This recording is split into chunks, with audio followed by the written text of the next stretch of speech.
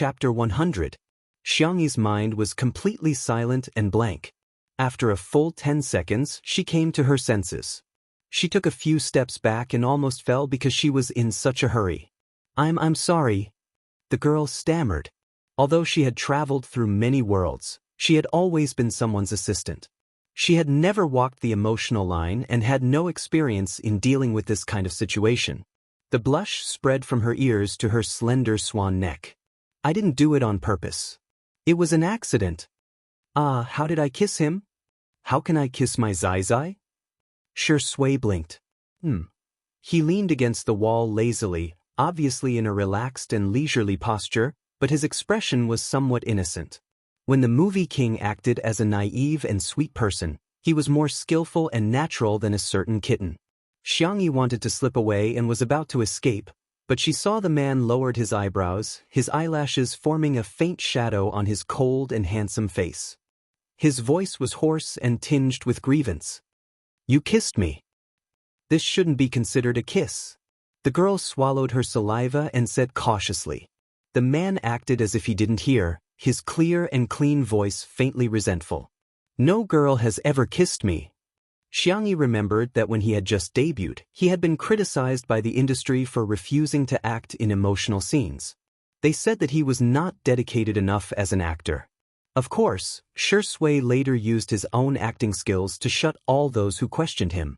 Xianxia thought that he had never acted in emotional scenes on the screen, but he should have done it in real life.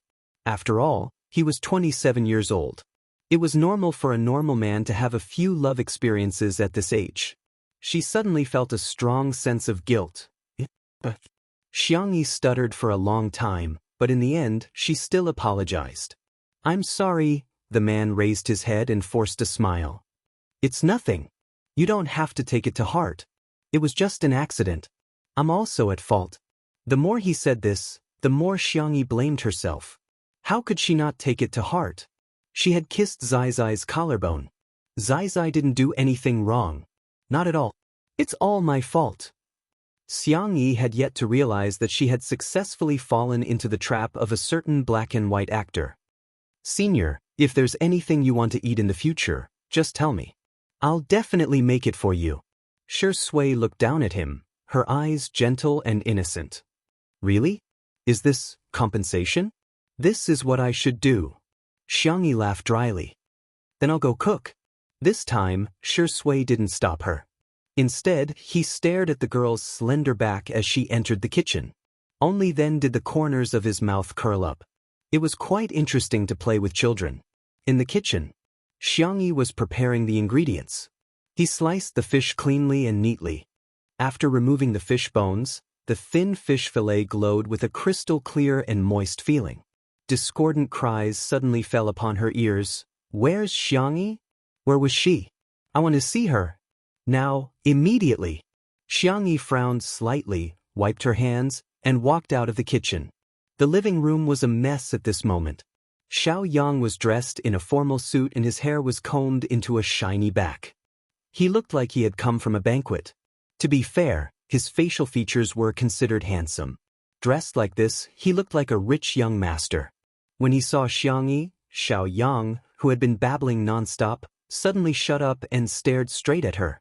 Why did this woman look like she had plastic surgery? She was too beautiful. Why don't I reluctantly reconcile with her? Chapter 101. Recalling the delicacies Xianxia had made during the live broadcast, and then looking at her face that was still beautiful without makeup, Xiaoyang's heart began to waver. Bai Ruoruo heard the commotion and came out of the room. Seeing Xiaoyang looking at Xianxia with infatuation, her heart thumped. She quickly stepped forward and grabbed his arm, calling softly, "Brother Xiaoyang." Xiaoyang came back to his senses and coughed. "Ruoro, I heard you were injured, so I came to see you." "Brother, you're so busy, yet you still took the time to see me. Isn't it too hard?" Bai Ruoruo said gently. She knew Xiaoyang liked this the most. But today, Xiaoyang didn't greet her like he usually did. Instead, he looked at Xianxia. "Come here, I have something to say to you." Xianxia raised an eyebrow. Wasn't the money from last time enough? It would have been better if she didn't mention it. Now that she did, Xiaoyang suddenly remembered the 2 million from that day. This woman was simply humiliating him. Who cares about your stinky money? Xiaoyang roared. Who the F*ck are you yelling at? Try saying another word.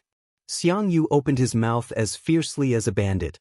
Xiaoyang didn't know about his relationship with Xiangyi and said with a sense of superiority, I'm talking to my girlfriend, it's none of your business. Bai Ruoruo whispered, it's an ex-girlfriend. Shi Sui, who was sitting on the sofa, narrowed her eyes slightly. Xiangyu looked at his sister with an expression of disbelief. Even Xiangyi could guess what he was thinking. Look at your eyes, how did you find such a thing as your boyfriend? She was slightly embarrassed. Although this boyfriend was the one who had taken over her body, she was the one who took the blame. Sighing, Xiangyi asked, if you have something to say, just say it. Xiaoyang, apologize to Ruoruo.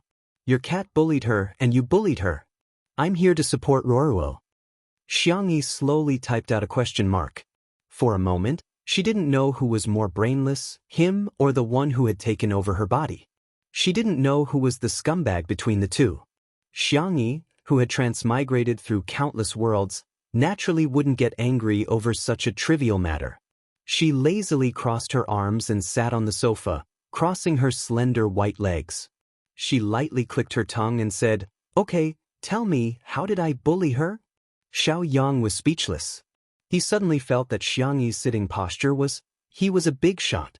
He obviously liked the delicate and innocent type, but when he saw Xiangyi's face, his heart started to beat wildly. He calmed himself down and said confidently, don't think that I don't know that you're just jealous that Ruoruo and I are together. That's why you deliberately targeted her. You embarrassed her in front of so many people during the live broadcast. That's equivalent to slapping my face. You have to sincerely apologize. Xiangyi propped her elbow on the armrest and held her small face with one hand. Her eyebrows were slightly curved. What if I don't apologize? The girl's bright smile was more dazzling than the sea of flowers outside the floor-to-ceiling window. Xiaoyang's heart was like fireworks, exploding nonstop. He swallowed his saliva and unconsciously lost his momentum. It's fine if you don't apologize. I don't think you did it on purpose. Bai Ruoruo? She came to find Xiaoyang to settle accounts with Xiangyi. According to Xiangyi's personality in the past, she would definitely lose her temper again. She didn't know that the more she did, the more Xiaoyang hated her. But today, Xiangyi was so arrogant. Why was Xiaoyang so mesmerized? Where did this woman go to sign up for a vixen training course? Chapter 102. Xiangyi couldn't help but laugh out loud. She hooked her finger at him. Come here. The girl's smile was sweet and beautiful, and Xiaoyang's heartbeat began to accelerate again. What's going on? Is this the feeling of being in love, brother Xiaoyang? Bai Ruoruo panicked and weakly leaned against him. Xiaoyang didn't care about her at all and trotted forward to Xiangyi. Bai Ruoruo, who almost missed him, Xiaoyang cleared his throat and said condescendingly, if you want to get back together, I can consider giving you a chance. F***. Xiangyu exploded on the spot. Who do you think you are to treat her like this? Although he didn't like this man, if his sister really liked him, he could endure it. But he dared to treat her sister badly? Endure? Endure my ass. I can't endure it. Xiangyi raised her hand and motioned for him to be quiet. She smiled at Xiaoyang. I see that you're so handsome, tall, and have a good personality. In a few words, Xiaoyang was praised to the heavens. He thought to himself, this woman must love me to death, but then he heard a sweet and gentle inquiry. Then, do you know how to kill rabbits? Do you know how to skin them? Do you know how to gut them? Xiaoyang? Xiangyu? Bai Ruoruo? Not far away, Shi Sui seemed to understand something. Her lips hooked up. You can't even do that? Xiaoyang couldn't stand this provocation and shouted, who said I can't? Isn't it just killing rabbits? Half an hour later, Xiaoyang was vomiting in the bathroom. Fortunately, the rabbits were killed, and Xiangyi had Xiaoyang wash the meat clean. Her zodiac was rabbit, and her nickname was Tutu. She usually didn't kill them herself, but Tutu was naturally freshly killed to taste delicious, so Xiaoyang, a tool that came to her door, was a waste not to use him just then. the live broadcast began. Li Jinyu personally brought Old Li over to film Xianxia cooking. He had already accepted the setting of cooking when it was time. The netizens in the live stream flooded in, and their enthusiasm was amazing. "Ah, Tutu is so cute, you died so happily, cough, so pitiful. Little Vase's knife skills are amazing. How can the fish fillet be so thin? Sister E, slow down. I'll bring my bowl over first." Heh, the person in front is obviously inexperienced. Dinner, fruits, and snacks have already been prepared. It's time for the mukbang. The rabbit meat was cut into small pieces so that it would be easier for the flavor to enter. After adding cooking wine, green pepper, star anise, chives, and sliced ginger to marinate, Xianxia began to prepare another poached fish fillet. She placed the thinly sliced fish fillets into boiling water until they were half-cooked, then placed them into a soup bowl covered with a layer of cooked bean sprouts, tofu, and shredded konjac. She heated up the oil, then added pepper, chili, and other spices to fry them until they were fragrant.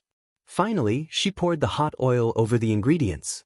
The temperature of the oil was extremely high, and it would cook the ingredients a second time, creating a unique and spicy taste. At the same time, the rabbit meat was almost done marinating. She added a large amount of rapeseed oil and quickly stir-fried it. Then, she added small pieces of dried chili and handmade chili powder, supplemented with white sugar, MSG, balsamic vinegar, and other spices to slowly reduce the flavor. When it was placed on a plate, there was even a sizzling sound. Both dishes were spicy. The chili was bright red, the fish was white, and the rabbit meat was golden yellow. It was very visually pleasing. Gulp. Li Jinyu and the others began to gulp. Xiaoyang, who was in the living room, couldn't sit still. How can it be so fragrant? I must eat 2 bowls of rice later. Chapter 103. In the kitchen, Xianxia cooked another plate of egg-fried rice and 2 vegetarian dishes. When she was done, she poked her head out of the kitchen. "The food is ready, come and serve it." Xiaoyang was the first to rush over. I'll do it." He quickly began to roll up his sleeves, completely forgetting the purpose of his visit. There was only one thought in his mind: eat. The comments in the stream. Where did this person come from? He's a bit good-looking, but why is he so oily at such a young age? Isn't this by Roro's boyfriend? He seems to be a rich young master from a wealthy family. So he's here to accompany by Roro? He seems quite warm. When Xiaoyang took the initiative to serve all the dishes and everyone was about to eat, they suddenly heard Xianxi's surprised voice. "Mr. Xiao, aren't you leaving?" Xiaoyang froze. The girl blinked innocently. "I didn't say I wanted you to stay for dinner." "Xiaoyang? And Miss Bai, tonight's dishes are high in calories and not suitable for someone like you who's on a diet. Here, I've prepared your diet meal." Xianxia slowly pushed over a plate of boiled broccoli and 2 egg whites. By Ruoruo? The people who hated Xianxia in the comments were extremely excited, thinking they had caught her in the act. What kind of hospitality is this? She's already finished cooking and she's chasing her away? I can't stand you guys calling her a little vase. Is she worthy? She's just an actress who relies on her face to make a living. The vase fairy was probably the kind of person who bullied others when she was a student. Look at how much she's targeting by Roro. She won't even let her eat, that's too much. Xiaoyang's face alternated between green and white. The aroma of the delicious dishes on the table rushed to his nose, but his heart was filled with regret. It was all his fault. He had hurt Xianxi's heart. His eyes were filled with pain. "Xianxia, I know I was wrong. Can you forgive me?" Xianxia called Shui and Xiangyu to eat first and asked with a smile, "What did you do wrong?" When Xiaoyang saw her smile, his soul almost left his body. "I shouldn't have cheated on you. I shouldn't have been with Bai Ruoruo and hurt your heart." Bai Ruoruo's face instantly turned pale. She grabbed Xiaoyang's arm. "Brother Xiaoyang, don't joke around." Xiaoyang pushed her away and said sternly, "It's all your fault. If you hadn't seduced me, would I have betrayed Xianxia? You should sincerely apologize to Xianxia for ruining our relationship." Xianxia, "Very well, it has been confirmed that he is a brainless person. Bai Ruo burst into tears. This was a live broadcast. Xiao Yang's words would ruin her. In the live stream, the audience was dumbfounded. F***ck? So Xiao Yang dated the vase fairy and cheated on Bai Ruo? Ugh, I thought he was a nice guy, but I didn't expect him to be such a scumbag. He said such things on the live stream. Not only did he morally kidnap Xianxia, but he also ruthlessly ruined Bai Ruo. It's too scary. If I met a man like him, I would die from anger. On the side, Xianxia was suddenly enraged. Why don't you take a look in the mirror? How dare you cheat on her? Xiao Yang was moved by his heartfelt confession. He looked at Xianxia expectantly. A prodigal son turning over a new leaf is more precious than gold. Baby, can you give me a chance? Xianxia said angrily, Are you worthy of calling her baby? Who do you think you are? Xiao Yang said unhappily, And who are you? He had already insulted him twice today. It was as if he had eaten a firecracker. Xianxia slammed the table, and the dishes on the table shook, splashing out bits and pieces of soup. Who am I? I'm her brother. Brother. Chapter 104. As the young esports god's voice fell, the scene fell silent and the comments in the live stream seemed to have frozen. 1 second, 2 seconds, boom, the netizens in the live stream exploded. What the F***ck? Brother. Smog and the vase fairy are siblings. In reality, Xiao Yang was stunned for a few seconds, and his face changed faster than flipping through a book. He smiled apologetically, So it's my brother-in-law. Sorry for the disrespect. Let me toast you, brother-in-law. Brother-in-law was how Nanqing addressed his wife's brother. Xianxia started to trash talk as soon as he heard that. Do you think you're making keys? Do you deserve it? What do you deserve? Xianxia covered his mouth in time and said seriously, Brother will be banned from the live stream if he swears. Sensing his anger, the girl coaxed softly, Brother, don't pay attention to him. He's not worth your anger.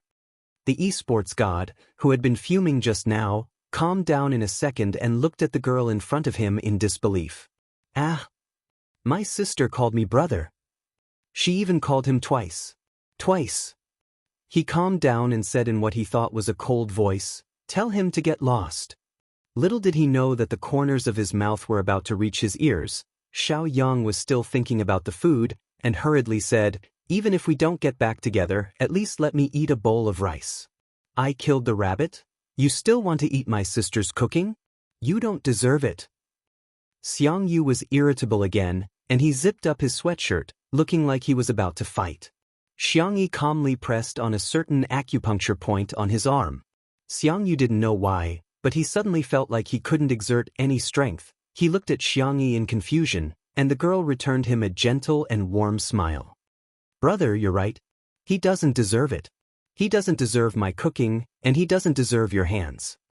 She gestured in the direction of the garden. The next second, a few bodyguards dressed in black appeared out of nowhere and carried Xiao Yang out of the room. They did not even bother to say a single word. Xiao Yang? Hey, let go of me. I order you to let go of me. Do you hear me? Xianxia, how can you do this to me? I haven't even had a bite of rice yet. The live stream was instantly filled with laughter. This scumbag doesn't look very smart. He's still thinking about food at a time like this. Haha, this means that our sister Yi's cooking is really good. Awesome. How satisfying. You have to be quick, accurate, and ruthless when dealing with scumbags. Don't give him a chance to disgust you. She actually has bodyguards. Sorry, I underestimated the little vase's family background. Xiao Yang was thrown out of the manor. The entire world fell silent. The only person who felt like she was sitting on pins and needles was Bai Ruo. Her eyes were shockingly red, and her lips moved as if she wanted to say something, but not a single syllable came out. The others, on the other hand, were eating very happily. The cold eating rabbit was crispy on the outside and tender on the inside. The oil flowed out with every bite, and the spicy taste permeated every bit of the meat. Xianxia made 2 plates, one of which was spicy and suitable for Xianxia. He ate until he was sweating profusely. The other plate was slightly spicy and was for sure Sui. The man slowly tasted it, his noble and handsome appearance as if he was tasting a Michelin restaurant. The boiled fish fillet was smooth and tender, and it melted in the mouth. The bean sprouts, shredded konjac, and other vegetables inside were blanched in hot oil and chili, melting the freshness of the fish. With each bite of meat and vegetables, the wonderful taste slowly spread. Her taste buds felt like they would explode in the next second, constantly secreting saliva. Actually, I was also deceived by Xiaoyang. After holding it in for a long time, Bai Roro finally managed to squeeze out this sentence. Xianxia didn't even raise her eyes as she lightly said, "I won't pursue this matter. However, I checked the surveillance footage, and it was you who kicked Xiao Naofu first." Bai Roro's back went cold, and she immediately felt extremely wronged. Didn't she just kick that stray cat? Why was she so calculative? Chapter 105. The comments section of the live stream once again went into a frenzy. Bai Roro kicked Xiao Naofu? Is she crazy? I say, Xiao Naofu looks so obedient, how could it scratch someone for no reason? Why didn't the people who were shouting about euthanizing Xiao Naofu in the afternoon come out to dance? Their faces must have been smashed to smithereens. Actually, Bai Roro is also. Forget it, I can't wash it off. I'm no longer a fan. A mistress abusing a cat, even if I'm retarded, I'll still be her fan. Xiangyu rubbed Xiao Naofu with heartache. Xiao Naofu was possessed by a coquettish spirit as it nestled in his arms. It doesn't hurt, it doesn't hurt. Let's eat something delicious later, okay? Bai Roro was extremely aggrieved as she complained, but it still scratched me. It's clearly your cat's fault, Xiangyu frowned. I think you've got the cause and effect wrong. You kicked Xiao Naofu first, which was why it acted in self-defense. Bai Roro hated her to death. It was just a cat, how could it be compared to a human? Of course, she could kick Xiao Naofu, but it was wrong for it to scratch her. I understand, so I'm not even as good as a cat. Bai Roro was on the verge of tears. Her eyes were red as she looked at Shui. There was still a glimmer of hope in her heart. No matter what, she was still in the same company as Shui. As someone who took care of his juniors, he wouldn't leave her alone, right? The man raised his eyes and met her gaze. His eyes were like the cold moonlight on the horizon. His thin lips parted slightly as he indifferently said, "Apologize." Bai Roro felt as if she had been struck by lightning. Apologize? To Xiao Naofu? That was ridiculous. It's just a cat. Bai Roro had just said this when she heard Shui ask coldly, "You only kicked the cat?" That voice was wrapped in an invisible and powerful aura that enveloped Bai Roro. She trembled slightly as she remembered the words she had said to Xiangxia, but didn't surveillance cameras generally not have sound capture?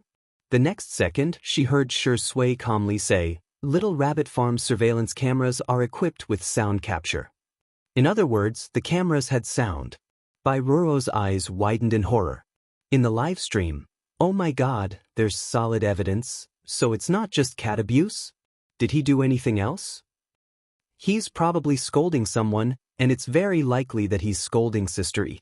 Otherwise, sure Ingdi wouldn't be so angry. Fan of the vase fairy in front? Get lost.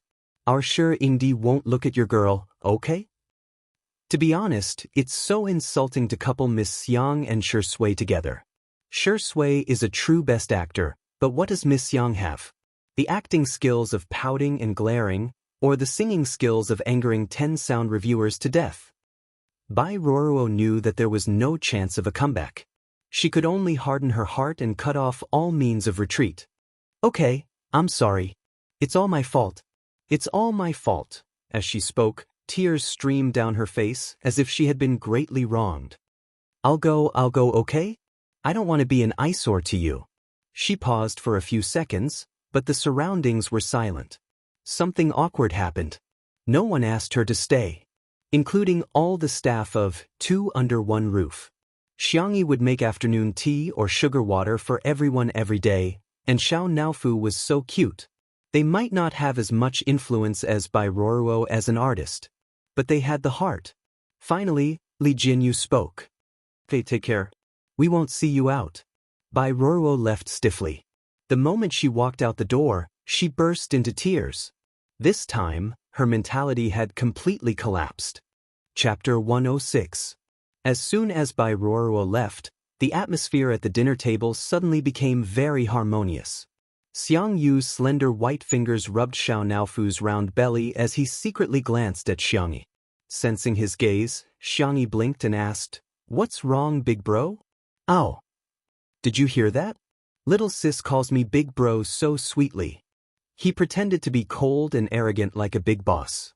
"Go, get big bro a bowl of rice." If this had happened in the Xiang family in the past, if he dared to order Xiangyi around like this, the family's sister-spoiling demons would have broken his legs. But today's Xiang Yu was Nianhulu's Xiang Yu. 2 words, inflated. Xiangyi smiled, indulging his childishness and willfulness as she obediently went to get him a bowl of egg-fried rice. Xiang Yu couldn't suppress the corners of his mouth. After tasting a mouthful of egg-fried rice, his eyes lit up and he instantly buried his face in it. He especially liked to eat rice. Xiangyi's egg-fried rice was soft and chewy. In addition to egg, she also added shrimp, ham, and peas. Not only was it rich in color, but it also had a rich texture. The live comments. "Smog is so childish, haha, but I think he's so cute. Simeo Ge, a heartless eating machine. Did anyone notice that the little vase has never served Sher Indi a bowl of rice?" Now that you mention it, it's true. Sher Indi has always served himself. What's with the vase fairy's attitude? Did you guys forget the hot post about the little vase snubbing Sher Indi? Esiti, Sher Sui's sister, short for Sher Sui's fans, are still being stubborn, but it's obvious that your Sher Indi took the initiative to stick close to the little vase. Even if the little vase wasn't cold to him, she was still very polite and distant, okay? The netizens each brought their own magnifying glasses, and some even seemed to have brought a microscope. Soon, a post on the well-known gossip forum, Melon, went viral. Title: "Every day, I find candy in the glass shards of the untimely CP CAC." Main post content: "Greetings, Melon friends. I'm the OP of the previous post, taking stock of the famous scenes where Sher Indi was neglected. After watching the live broadcast of 2 Under One Roof for 2 days, she had replayed countless clips of Sher Indi and Sister E in the same frame. To be honest, the two of them were too evasive. They were so polite that it was as if they were in an etiquette class. They were constantly saying thank you for your hard work. Sister E had been calling Sher Indi senior up until now. The more polite she was, the more it meant that there wasn't much progress in their relationship. It was even possible that they were just being polite on the surface for participating in the show. But the sugar in the glass shards was really sweet. Sister E gave Sher Indi a little flower. Sher Indi put on glasses for Sister E. The scene of the two of them cooking together in the kitchen, living a peaceful life. There was also Sister E on the swing. His gentle gaze beside her could make me kowtow 100 times. I recommend watching it repeatedly. Just now, for Sister E, he tore the little white flower apart. Okay, it's an exaggeration to say that he tore it apart, but he did speak up for Sister E. I don't care, I'm just protecting Sister E. As a CP fan, I don't ask for anything else. I just want Sister E and Sher Indi to be a little bit better. Online beautiful. JPG. As soon as the post was posted, it attracted the dissatisfaction of Sher Sui's sisters. OP, have you watched too many idol dramas? What's wrong with a lovey-dovey person like you? The OP might as well say that Sher Sui is licking the vase fairy's boots. You must have received a lot of PR fees, right? He's hopeless. Take him away. I'll say it again, it's impossible between Sher Sui and the vase fairy. Chapter 107. At the same time, another OP had also posted a post. Title: I'm shocked. When I was writing a paper, I found an SCI paper by a certain female celebrity. The main post: OP is a graduate student in agriculture, majoring in resource utilization and plant protection. Recently, I've been going bald over my thesis every day. This afternoon, I found an amazing article. Firstly, it's really well written, and secondly, it has great reference value for my thesis. At that time, my roommate happened to be watching 2 Under One Roof to relieve stress and overheard Xianxi's speech about how agriculture is the foundation of the country and agriculture is the priority. At that time, I thought that the celebrities in the entertainment industry were quite good. Then, I accidentally saw that the name of the paper was also Xianxia. At that time, I thought that it might be someone else with the same name. Then, I looked at the school, which was one of the top 2 universities in the country. Out of curiosity, I couldn't help but check it out. Now, the case has finally been solved. That's right, the paper was really written by that female celebrity, Xianxia. I also found the topics she worked on during her undergraduate studies.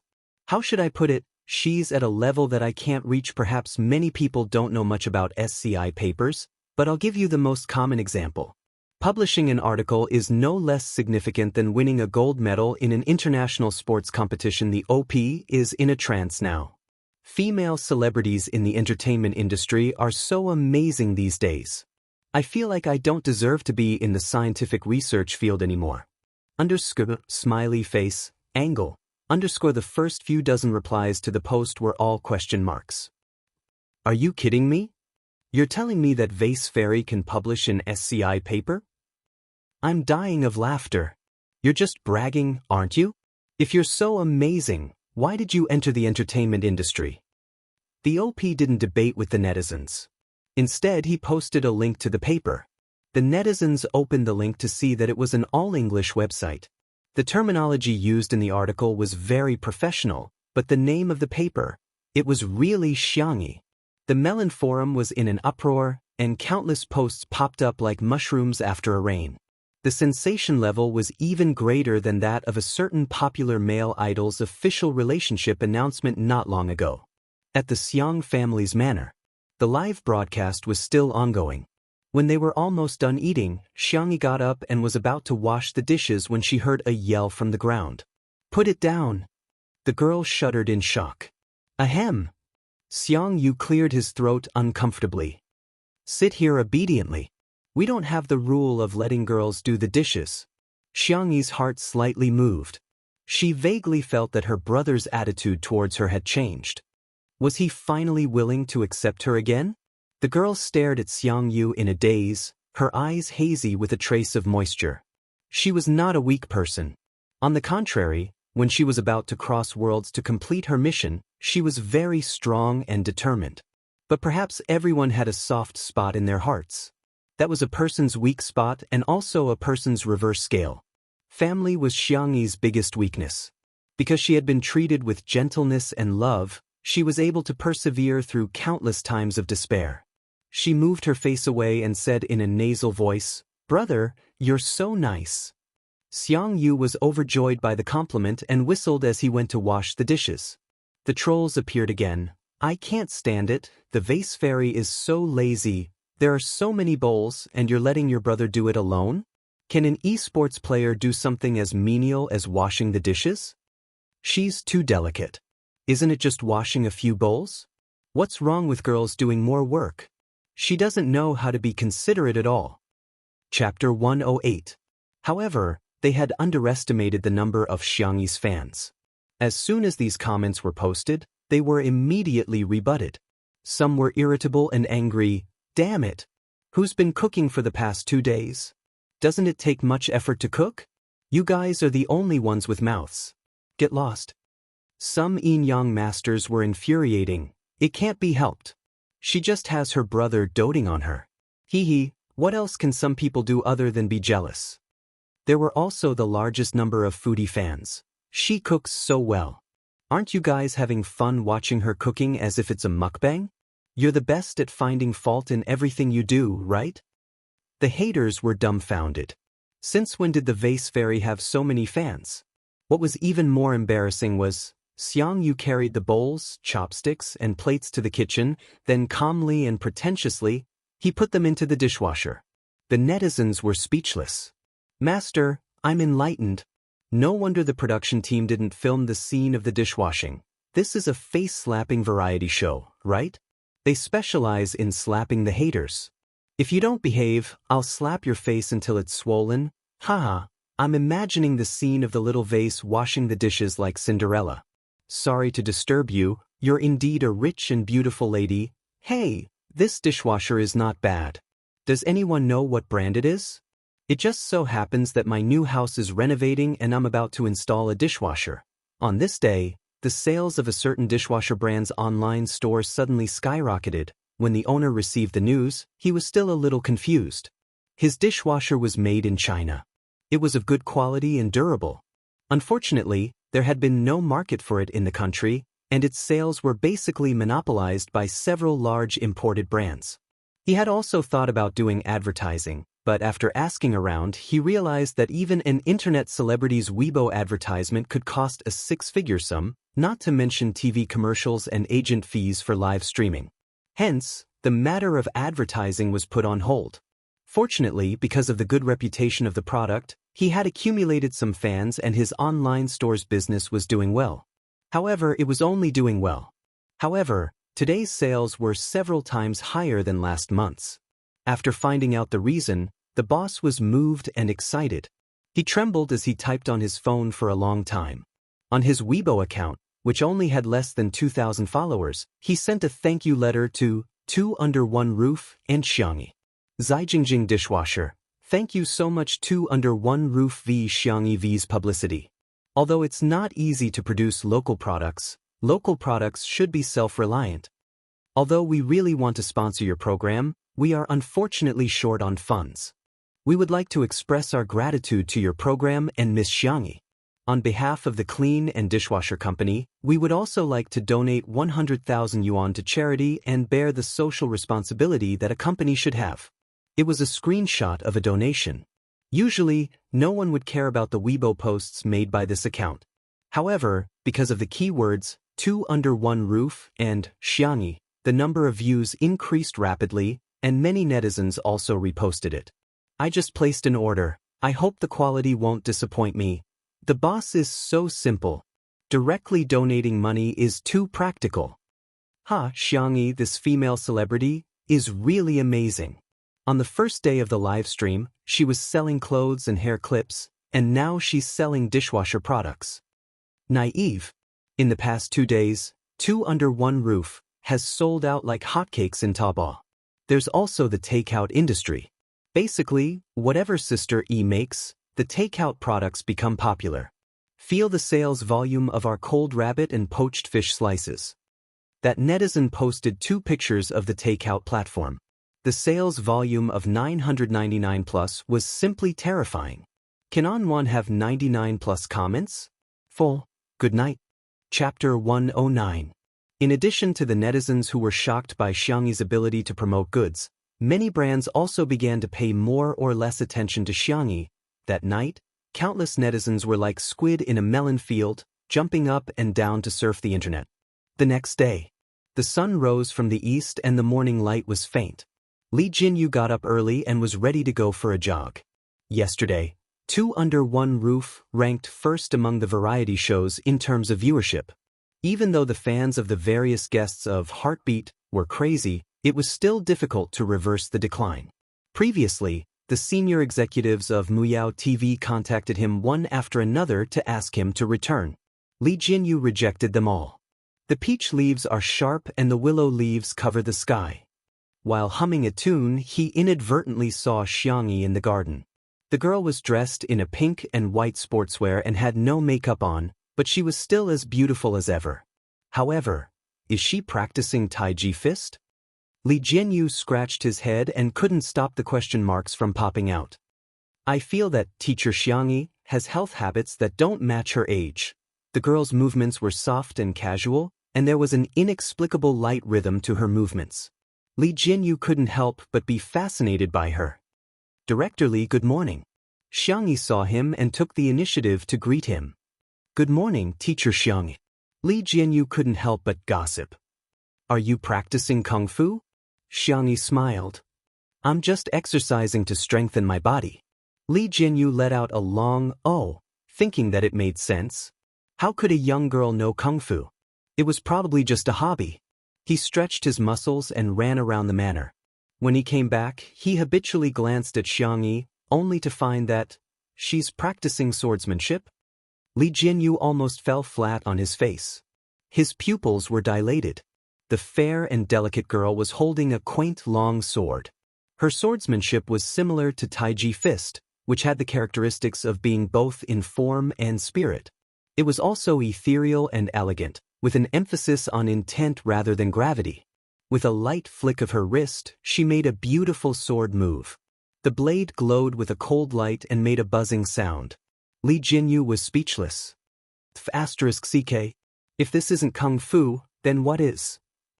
Teacher Xianxia, you King call this strengthening the body. Forgive me for being blunt, but if this sword of yours comes over, my entire body will be gone. Xianxia sheathed her sword and breathed in and out. She found that not only had Li Jinyu stopped running, but he also had a dull look on his face.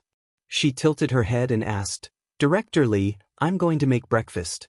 Is there anything you want to eat? Li Jinyu took 2 steps back. Teacher Xianxia, you're too courteous. He was trembling, but he immediately regretted his words. He changed his words and said, No. Master Xianxia, how could I trouble you with something as trivial as breakfast? I'll do it. I'll order takeout. I'll treat everyone to a meal. Xianxia. Master? Director Li, are you all right? Damn, why are you calling him Director Li? You can just call me Xiao Li. Xianxi's milky white face was filled with confusion. It was very confusing. Chapter 110. Director Li, have you been stimulated by something? Or are you sick? Why don't I take your pulse and make you some medicinal cuisine? The girl suggested in a gentle voice. She held the long sword in her other hand, scaring Li Jinyu into retreating frantically. Xianxia realized something and explained, Don't be nervous, it's not sharpened yet. Whoosh, she pulled out the sword and wanted Li Jinyu to see it clearly, but the man was so scared that he screamed. He caught a glimpse of a figure from the corner of his eye and pounced on it without hesitation. Shui, who had woken up early to train, calmly dodged the large human pendant that suddenly appeared. Good morning. He looked at Xianxia and smiled. Good morning, Senior, Xianxia said helplessly. Senior, please take a look for Director Li. My sword really isn't sharpened yet. Let me see. Shui stepped forward casually. Daddy sure. Li Jinyu watched as Shui approached Xianxia and picked up her long sword to examine it. It's quite heavy. He commented and brandished the sword casually. Li Jinyu? Why do you know it too? Xianxia, huh? Senior, have you learned swordsmanship before? I learned a little when I was filming. Shui's tone was gentle. She glanced at Li Jinyu and said, Ignore him, he's just a hamster. He's easily frightened. I don't know how he made up his mind to resign. Li Jinyu smiled and touched his head. If it weren't for his personality, he wouldn't have wasted so many years at Muyao TV. Well, since the 2 teachers are here, let's confirm the time and duration of the live broadcast. Yesterday, our program team discussed the idea of live broadcasting for the whole day on Saturday and Sunday, and about 2 hours on weeknights. He accidentally made eye contact with Xianxia. Li Jinyu shuddered. Of course, that's just our idea. Teacher Shui. Master Xianxia, if you 2 have any opinions, we can adjust it flexibly. 2 under one roof must be the most humble program team in history. Xianxia, I do. Li Jinyu, please go ahead. Don't call me master. Pondering for a long time, Li Jinyu asked cautiously, Then should I call you Big Boss? Whatever. Shui chuckled. Li Jinyu picked up his phone and ordered takeout. The staff members woke up one after another. Everyone woke up earlier than usual. The reason was none other than that he was looking forward to Teacher Xianxi's breakfast. In the end, what she received was takeout ordered by the director. Everyone? That's it? That's it? Li Jinyu cleared his throat and said in a dignified manner, Teacher Xianxia works so hard, how can we let her make breakfast for us every day? We have to learn to earn our own living. Do you understand? Everyone seemed to understand, but not fully. They nodded in a daze and then ate. In fact, Li Jinyu was quite generous. The breakfast he ordered was very sumptuous, but everyone felt that, no soul, hey, look at the trending searches. Teacher Xianxia actually occupies 3 spots in the top 10. Hashtag Xianxi's SCI thesis hashtag Xianxi's dishwasher hashtag, just these two. I just clicked on them. Teacher Xianxi is really amazing.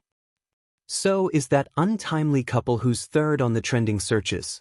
A few minutes later. I feel like I've opened the door to a new world. Teacher Xianxi and Teacher Shui? Can these two be a couple? Just as everyone was gossiping, someone reminded them. Shui's agent is here. Chapter 111. The noisy gazebo fell silent for a second. Everyone was scared but curious at the same time. They all looked at the newcomer. A black Audi was parked at the entrance of the manor. A very elite-looking man got out of the car. He was dressed in a strict black suit and rimless glasses. Compared to an artist in the entertainment industry, he looked more like a financial tycoon in an investment bank. Chuanbai, a well-known agent in the entertainment industry. He was ruthless and swift in his actions. He had single-handedly made several superstars famous. As he passed by the gazebo, he adjusted his glasses and nodded slightly at everyone. Everyone hurriedly greeted him. Good morning, Mr. C. Hello, Mr. C. Mr. C. Indi is in the living room. Chuanbai, thank you. After he walked away, everyone felt relieved. Oh my God. Mr. C's aura is even stronger than the overbearing Xiao. At the same time. In the living room, Xianxi's agent, Nan, was slurping down beef brisket rice noodles. The beef brisket had been simmered overnight. It was soft and fragrant, and when he bit into it, the rich gravy would splash out. The fine rice noodles made from high-quality white sticky rice had a clear and sweet taste. Nan couldn't stop eating when paired with a few side dishes. Shui ate the noodles slowly. He didn't seem to be picky at all. No matter what Xianxi cooked, he would eat it happily. As for Xiangyu, he was a standard night owl and was still asleep. Xianxi had left some food for him. Another bowl. Nan couldn't help but burp. Xianxi laughed. You'll get indigestion if you continue eating. Nan looked at her eagerly. Xianxi shook her head and scooped half a bowl of rice noodles for him. The door of the villa wasn't closed. Chuanbai, who was at the door, saw this scene. He couldn't help but think of the post on the Malin forum. His eyebrows twitched violently and he raised his hand to knock on the door.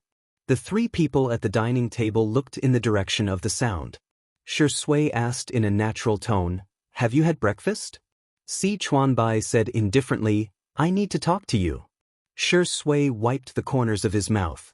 He stood up and followed Chuanbai to the balcony. Nan's eyes were filled with yearning.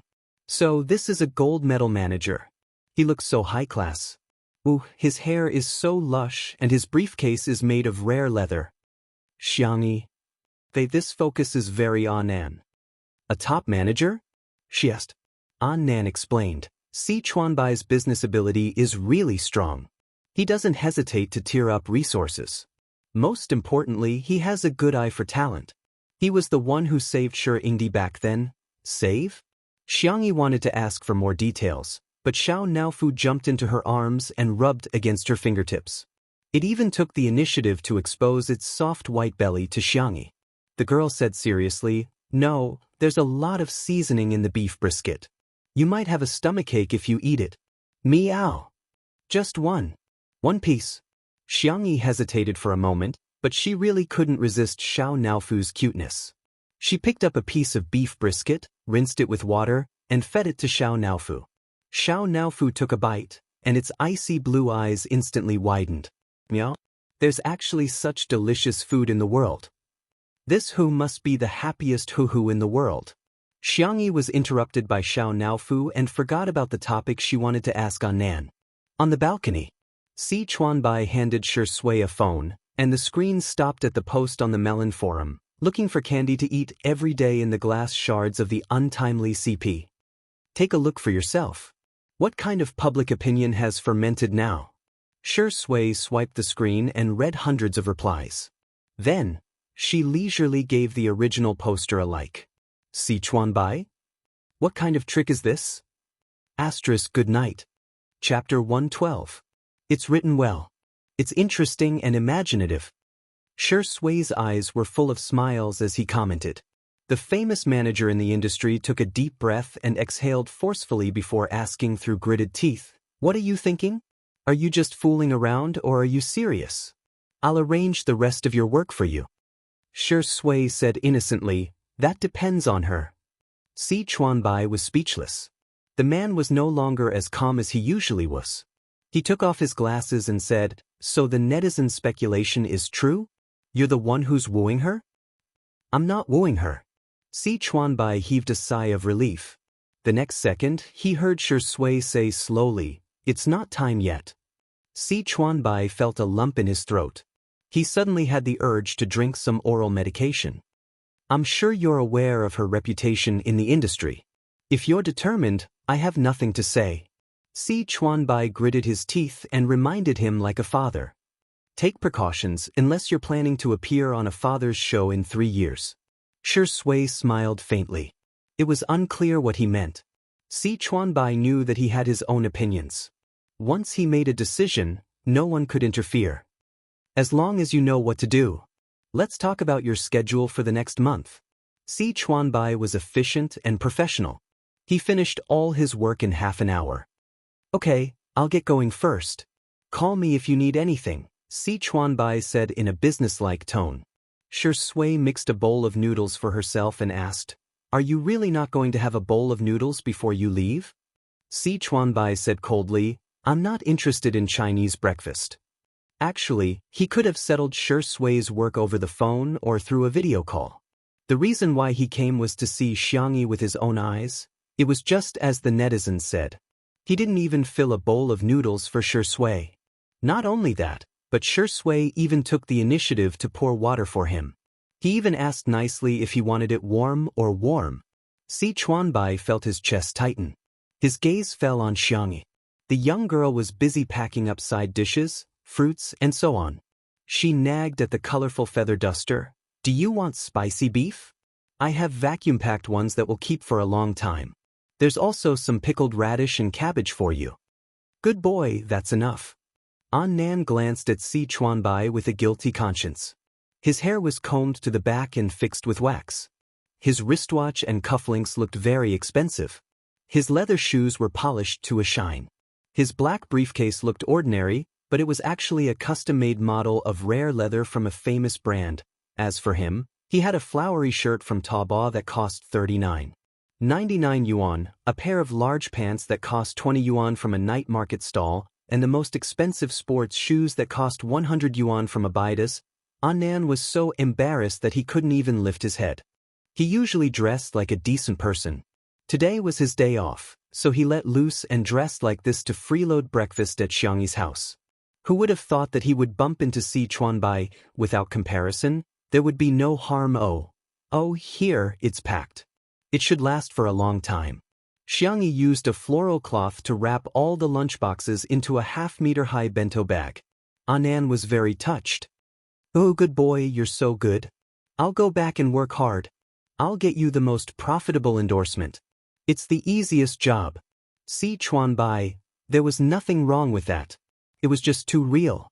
Before leaving, Si Chuanbai casually glanced at the bags in Nan's arms.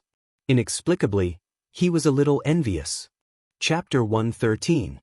It was almost 11 o'clock when Xianxia woke up. He rubbed his eyes and walked out of the room drowsily. Outside the floor-to-ceiling window, Xianxia was trimming the withered flowers and extra branches in the endless sea of flowers. She was a very patient person. Even if she had to repeat simple things, she wouldn't show any impatience. Xianxia gulped. It really was his sister.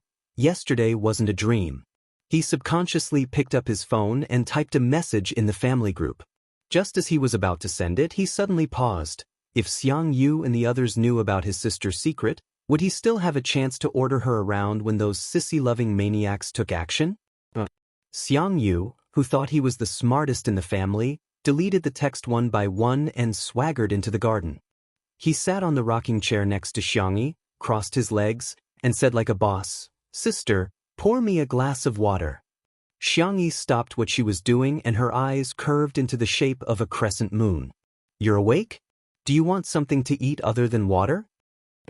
Sister, is so gentle, How could he order his sister around? Xianxia was full of guilt. He jumped off the rocking chair and said arrogantly and indifferently, "Your legs are so short. I don't need you to run errands. I'll go to the kitchen and find something to eat. There's a thermos in the fridge. You can eat it after heating it up." I know. Women are so long-winded. Xianxia finished his meal in a few bites in the kitchen and poured a glass of warm water for his sister. He even added honey with a small spoon. Was a spoonful too little? Another spoonful. After mixing it evenly, Xianxia carried the honey water to his sister. When he was in front of her, he changed his expression and put one hand in his pocket. "Here, I poured it for you on the way." Xianxia took it with a smile. She took a small sip and praised, "It's so sweet and the temperature is just right. Brother, you're so good. You can make it taste perfect with just a touch." Of course, don't you know who I am? Xianxia couldn't suppress the corners of his mouth. He was in a good mood and snatched the gardening shears from Xiangyi's hand. "See that rocking chair? Go sit there. You're so slow. I'll show you your brother's speed." Xianxia showed her what it meant to be a gaming god's hand speed. He completely forgot about ordering his little sister around. A peaceful and warm day passed in the blink of an eye. At 8 p.m., the live broadcast began. Countless viewers instantly flooded into the Two Under One Roof live stream. After waiting for an entire day, it's finally live. Excited. "I see Xiangdi, his black shirt looks so good. Smog looks so cute in this cream sweater. Danger. The little vase has entered the kitchen. Friends, quickly prepare to eat." Xiangyi tied her hair into a bun and went to check the braised food in the casserole. The camera panned and landed on a pot of sugar-colored red brine.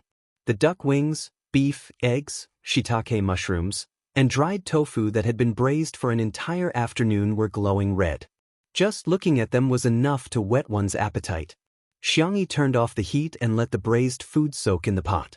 She then made some onion oil noodles and assorted cold dishes. Remembering that Li Jinyu had told her to pay attention to her interactions with netizens, she turned to the camera and said gently, "A simple and homely dinner is ready. Has everyone eaten yet?" The live comments in the live stream. "You call this a homely meal? Sorry to disturb you. Oh, I want to go to Sister Yi's house with a bowl of food. I'm different. I want to go to the dog's house with a bowl." Chapter 114. In the living room, Shi Sui opened a can of cat food while Xiao Naofu buried its face into the bowl. The man's slender fingers stroked the back of Xiao Naofu's neck. Xiao Naofu stuck out its butt in protest, but it accidentally sat on the ground and let out a cute meow. Xiangyu, who had a strong furry fetish, clenched his fists and forced himself to remain calm. "Ah, such a cute kitten. I can rub it until it goes bald." However, on the surface, he maintained a noble, cold, and disdainful expression. When the food was served, Xiao Naofu jumped into Xiangyu's arms before quietly poking out half of its head. Although the canned food was delicious, it had been full of curiosity about human food ever since it tasted Xiangyi's brisket in the morning. Its soft, meaty paws clawed at Xiangyu's plate, wanting to taste the braised food he had picked up. "Xiao Naofu." Xiangyi's voice rang out, scaring Xiao Naofu into Xiangyu's arms. "Xiangyi, brother, it can't eat spicy food, don't feed it." Xiao Naofu whined coquettishly, "Meow, meow, meow." Xiangyu, on one side was his sister, and on the other was a cat. Men are so difficult. Cack in the comments section of the live stream. "Ha, Sameoji's troubled expression is so cute. Why is the vase fairy so stingy? What's wrong with feeding the cat some delicious food? Hey, did you know that cats can get sick if they ingest too much salt, and that eating too much stimulating food can cause sudden death?" Xiangyu hesitated for a few seconds before tactfully handing the cat to Shi Sui. "Sorry, brother Shi." Xiao Naofu had a natural resistance to Shi Sui, and its little legs kicked in the air twice in dissatisfaction. Shi Sui looked down and smiled slightly. "If you eat it secretly, I'll..." He raised an eyebrow. "Kiss you, understand?" Xiao Naofu. "Aw, this stinky man is so bad." The live stream exploded. "Is there such a good thing? I'll eat it, hubby, kiss me." For a moment, I don't know who to envy. I'm crying tears of envy in front of the screen. Shui picked up a piece of braised beef and waved it in front of Xiao Naofu. Xiao Naofu endured the humiliation and turned its face away. Xiangyu was dumbfounded. He didn't expect Brother Shi to solve the problem that he couldn't solve so easily. However, looking at Xiao Naofu's drooping head, he couldn't bear to see it like this, so he ate his meal absent-mindedly. After the meal, Xiangyu drove away the cameraman and went to coax Xiao Naofu with some dried fish. Xiao Naofu, I was wrong. It's not that I don't want to help you, but we have to listen to our sister. Alright. Don't be angry. Come and have some dried fish. That's right, eat slowly, there's no rush. Xiangyu thought that without the cameraman, the netizens in the live stream wouldn't be able to see him. Little did she know that Li Jinyu and the others had installed fixed cameras in the bedroom, kitchen, pavilion, and other places. This scene made countless people laugh. Goose. Does he not know that there are fixed cameras? I'm going to laugh my head off. My bestie just said that it's not that straight guys don't know how to coax people, it's just that the person he's coaxing isn't you. Smog is so much like my dad. Every time my mom criticizes me, he doesn't dare to say anything. Then he secretly coaxes me behind my mom's back. Ha! After eating and drinking to its fill, Xiao Naofu lay on its belly and played with its tail. Xiangyu looked around, and after confirming that no one was around, he plunged into the kitten's belly and rubbed his head against it happily. What? The esports god also likes cats? The netizens exclaimed, I didn't expect you to be such a Sameo girl. Chapter 115. Xiangyu, who had been sucking on the cat for a few minutes, was completely unaware that his image had been shattered in front of millions of netizens. Xiao Naofu was dumbfounded. At first, it waved its paws to refuse, but when it couldn't break free, it had no choice but to endure the humiliation. Stupid woman! This who has sacrificed so much for you to make up with your brother. Xiangyu's face was full of satisfaction as he sucked on the cat. He hugged Xiao Naofu and kissed it on the cheek. Xiao Naofu. I'm not clean anymore. Be good, I'll come see you next time. Xiangyu pressed his forehead against the cat's and said reluctantly, I'm going back to the base. When I win the competition and earn the prize money, I'll buy you food and snacks. Buy me food? Xiao Naofu's ears twitched as it proactively rubbed against Xiangyu's chest and collarbone. Its eyes lit up as it said in a childish voice, meow meow. It seemed to be saying, I only have Big Brother in my heart, Big Brother must come see me. The comments in the live stream. Green tea meow, what a bitch. Ah, a cat and a man have reached a deal just like that? I'm so looking forward to the moment Smog finds out about the camera. Logic, please remind him to watch the replay. Xiangyu came to the kitchen and saw his sister packing food for him. His heart suddenly softened as it was filled to the brim. Don't pack food, we can't finish it. Xiangyu stuck his hands in his pockets, refusing to look at Xiangyi. We have aunties at the base to cook, and you can order takeout. Xiangyi blinked her eyes, her voice soft. Then you can share it with your teammates. Xiangyu remembered the last conversation he had with his sister a year ago, and his nose suddenly felt a little sour. Big Brother, I'll cook you delicious food when you come back from the competition. Tish, who cares? Okay, don't send me off. There are mosquitoes outside, they'll sting you later. He suddenly panicked and stepped forward to grab Xiangyi's shoulders. The girl's body was thin and slender, so thin that her bones hurt his hand. You're not leaving, right? Xiangyi was stunned for a few seconds before she gently replied, yes. Xiangyu sniffed and said fiercely, if you're lying to me, I'll never talk to you again. Emotions were contagious. Xiangyi wasn't a pretentious person, but at that moment, her eyes were slightly red.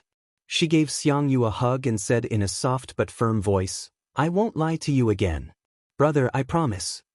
Although the brothers of the Xiang family all spoiled their little sister, in front of Xiangyi, they always abided by the propriety of men and women.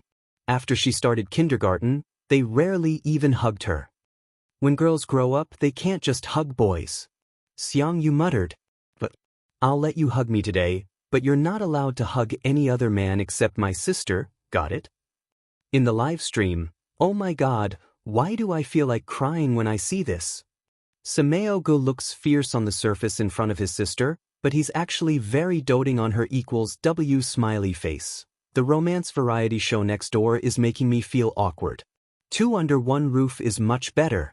This kind of warm daily life is so healing. Shui and Xiangyi walked Xiangyu to the entrance of the manor. Let's go. Brother Shi, I'll leave my sister to you.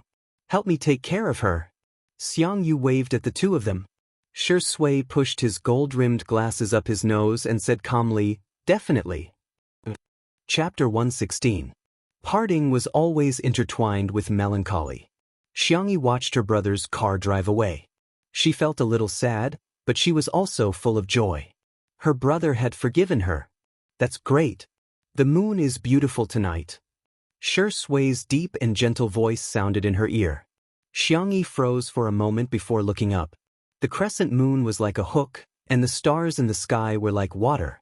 She smiled and said, yeah, the stars are beautiful too. Do you want a drink? Shui's casual suggestion stunned all the staff at the scene. Not to mention the netizens in the livestream. What the F***CK? Drink? Two people under the same roof? What kind of direction is this? Boo-hoo, Shui, you're too naive.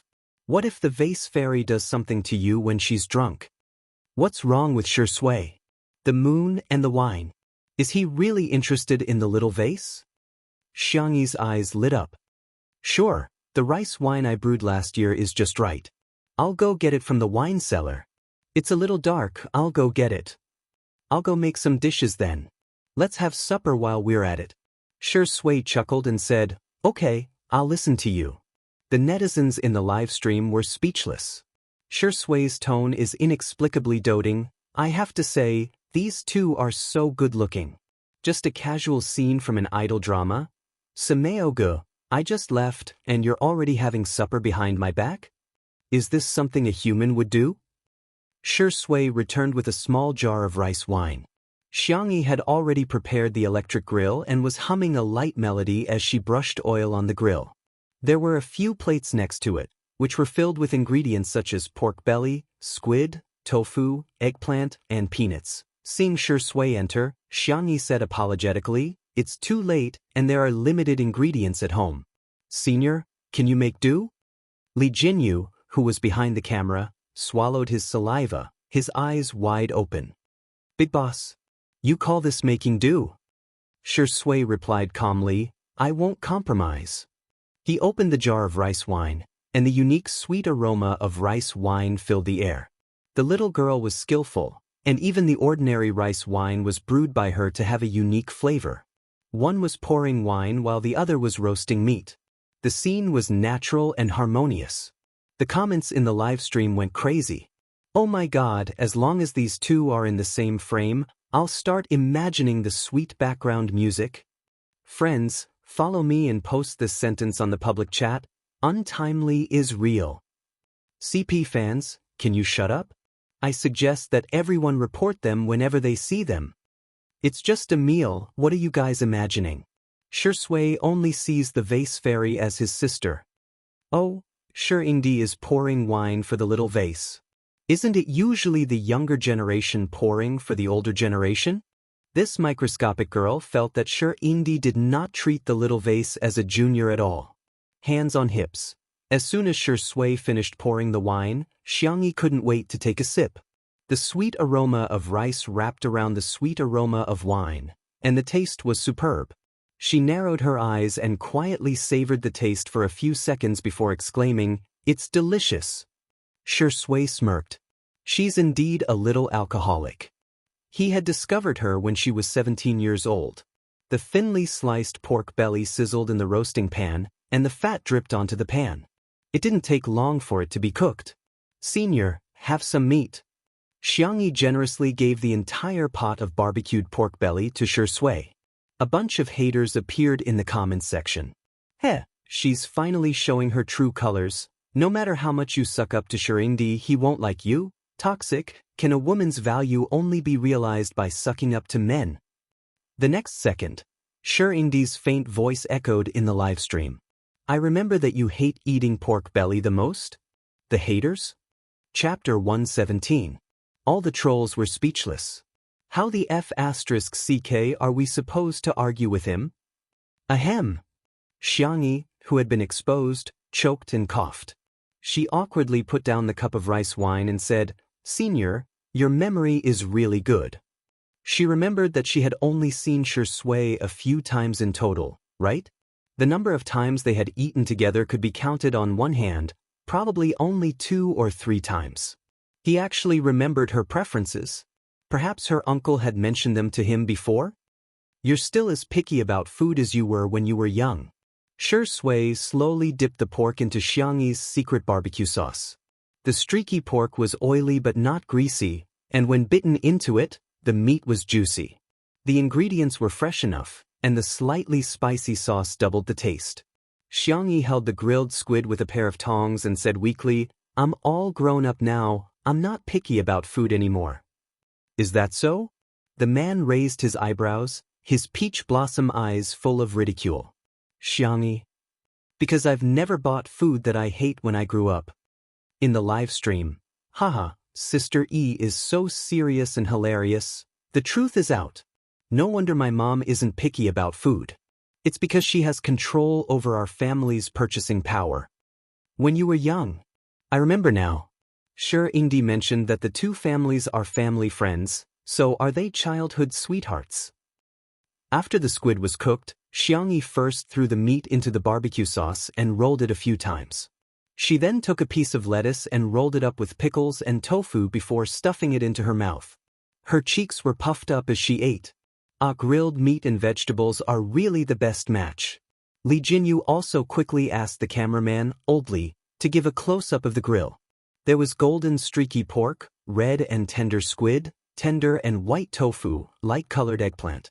The sound recording equipment transmitted the subtle sizzling sounds and splashing sounds of oil to the electronic devices of the netizens. It could be said to be a feast for the eyes and ears of the netizens. Sister E is so cute. Did anyone team up to steal Sister E? F***ck. The production team is ruthless. I'm not going to lose weight. I just finished dinner and ordered takeout. After watching live streams for 3 days, I've gained 2 pounds. F***ck. Xianxia, can't you just talk about love with the little vase? Couldn't they hold hands and kiss on the lips? You eat all you know is to eat. Xianxia, you can't do it.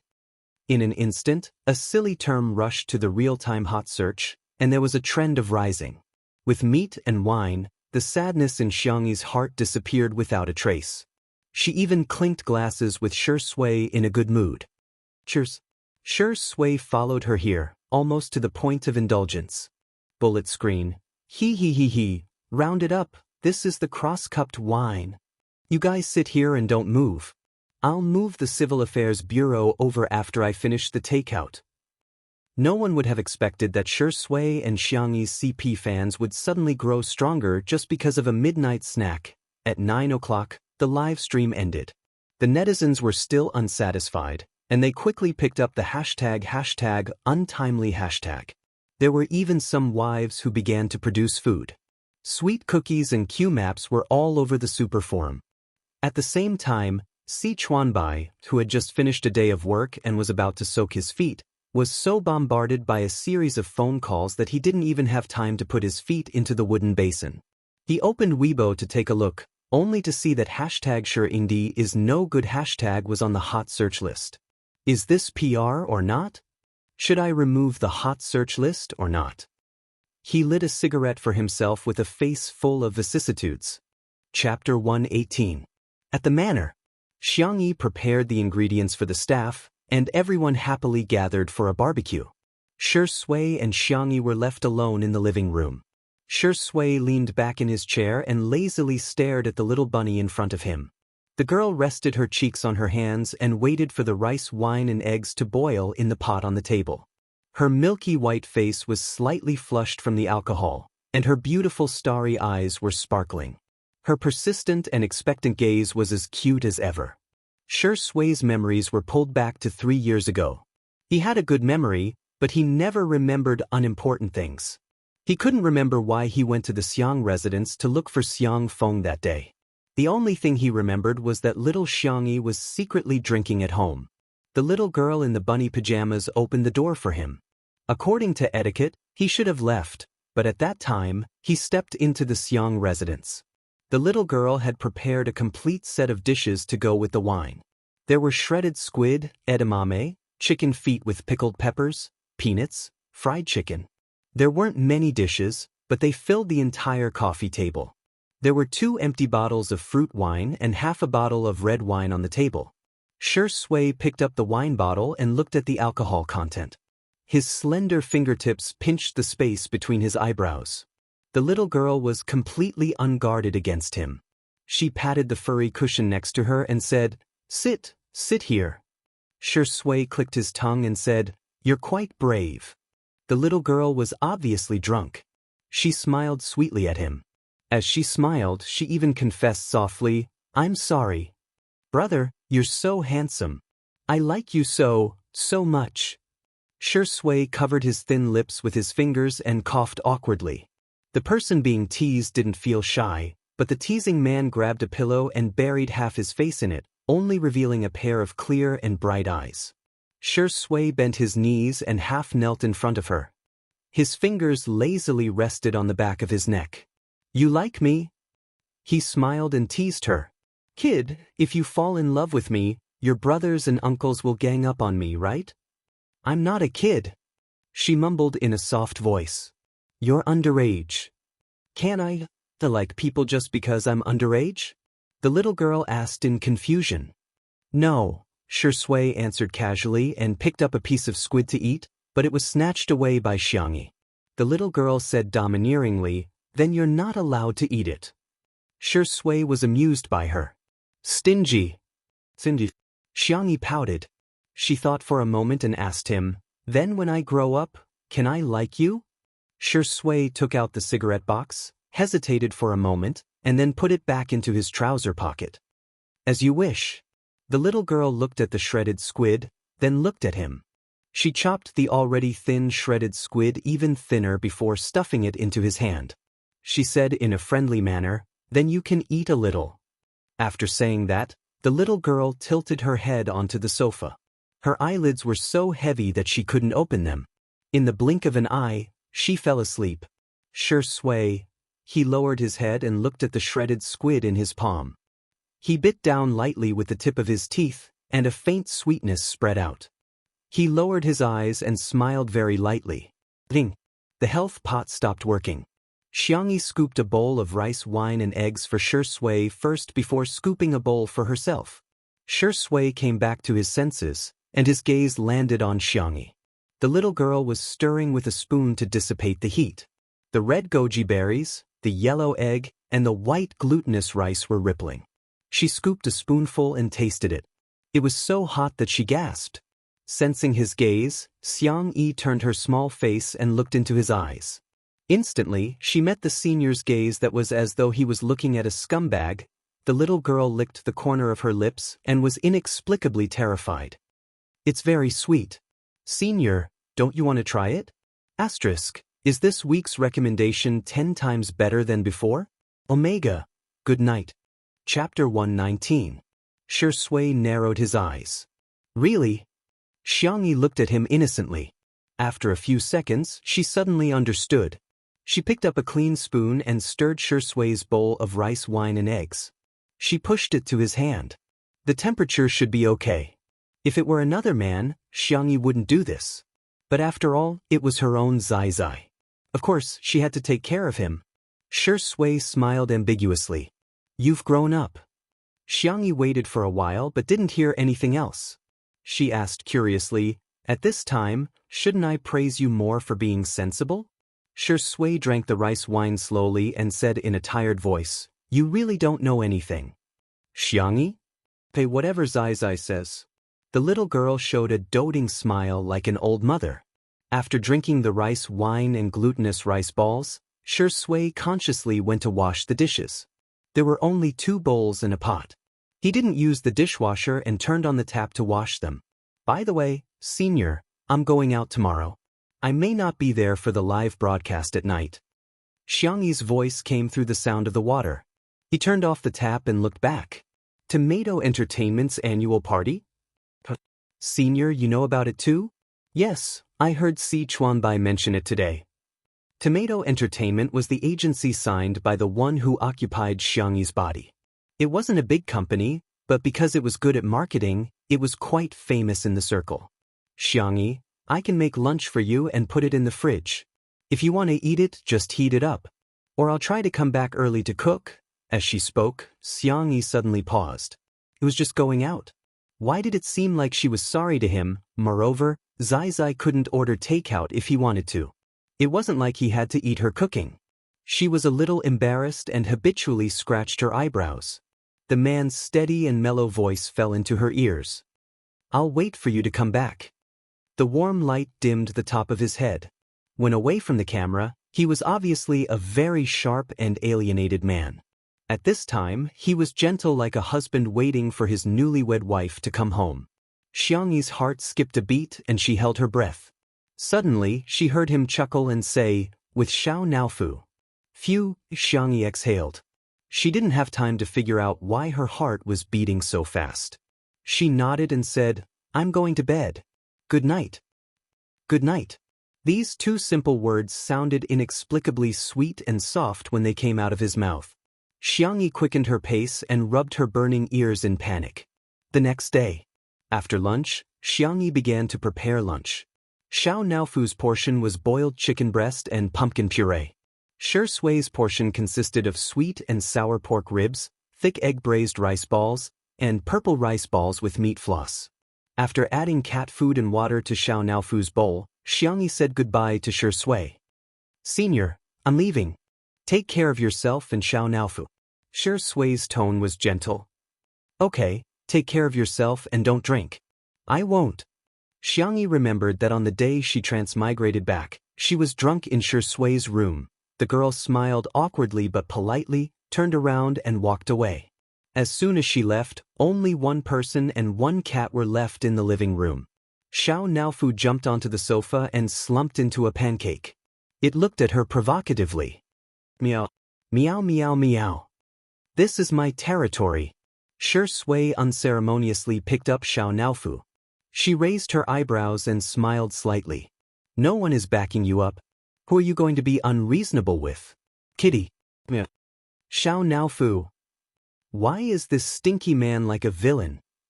Chapter 120. Xiao Naofu kicked its little legs, wanting to kick Shi Sui a few times. Shi Sui saw through its thoughts and, relying on his tall stature and long arms, raised the hatchet a little higher. This time, no matter how hard it kicked with its short legs, it couldn't reach him at all. There's only you and me at home now. No one will know if a disobedient kitten gets stewed, Shi Sui said casually. Xiao Naofu didn't dare to move anymore, its round eyes filled with tears. Boo-hoo, aren't I the most pampered hoo-hoo in the family? Why did Shi Sui, this stinky man, change as soon as that stupid woman left? So, be good, okay? Shi Sui's gentle tone made Xiao Naofu tremble. It hesitated for a few seconds, then tried to please Shi Sui. Meow meow, where there's life, there's hope. When Xianxi comes back, watch this hoo-hoo play you to death. Shi Sui sat down on the sofa with Xiao Naofu in his arms, his slender fingers gently stroking the back of the cat's neck. Xiao Naofu endured the humiliation and thought, since I can't resist, I'll just enjoy it. It meowed happily, relaxed its body, and nestled on Shi Sui's long legs, thinking that the stinky man's muscles were quite comfortable. The next second, Shi Sui muttered to himself, I heard kittens can be neutered at 6 months. Tiske, I wonder how old Xiao Naofu is now. Xiao Naofu? Damn it, be a human, Shi Sui. This hoo-hoo is still a baby, and you're already thinking of such cruel things. Even the dogs raised at Little Rabbit Farm aren't as good as you. While it was feeling indignant, Shi Sui's thin lips curled up. It seemed that he had guessed correctly. Xiao Naofu understood human language and even had the thought process of a child. However, it didn't seem very smart to have probed so easily. At the entrance of the manor, Xianxi saw Nan waving at her from afar. Sweetheart, here. Behind him was a rather stylish nanny van. The entertainment industry was an extremely realistic place.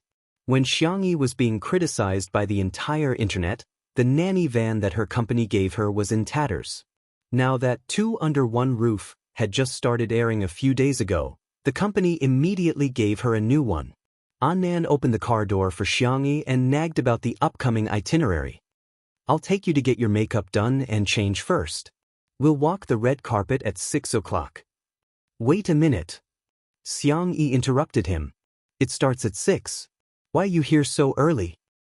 "My goodness, you haven't recovered your memory yet," Annan said sadly. "Can you have some self-awareness as a female celebrity? I'm already late enough. That little demoness who doesn't get along with you has been starving since 3 days ago. She went to try on her makeup early this morning. Her makeup is so exquisite that it takes 1 or 2 hours. "Xianxia, I'm sorry to disturb, I don't understand the entertainment industry. Oh right, you haven't seen the dress you're going to wear today, right? Here, I took a photo." Annan swiped through the photo album and showed it to Xianxia.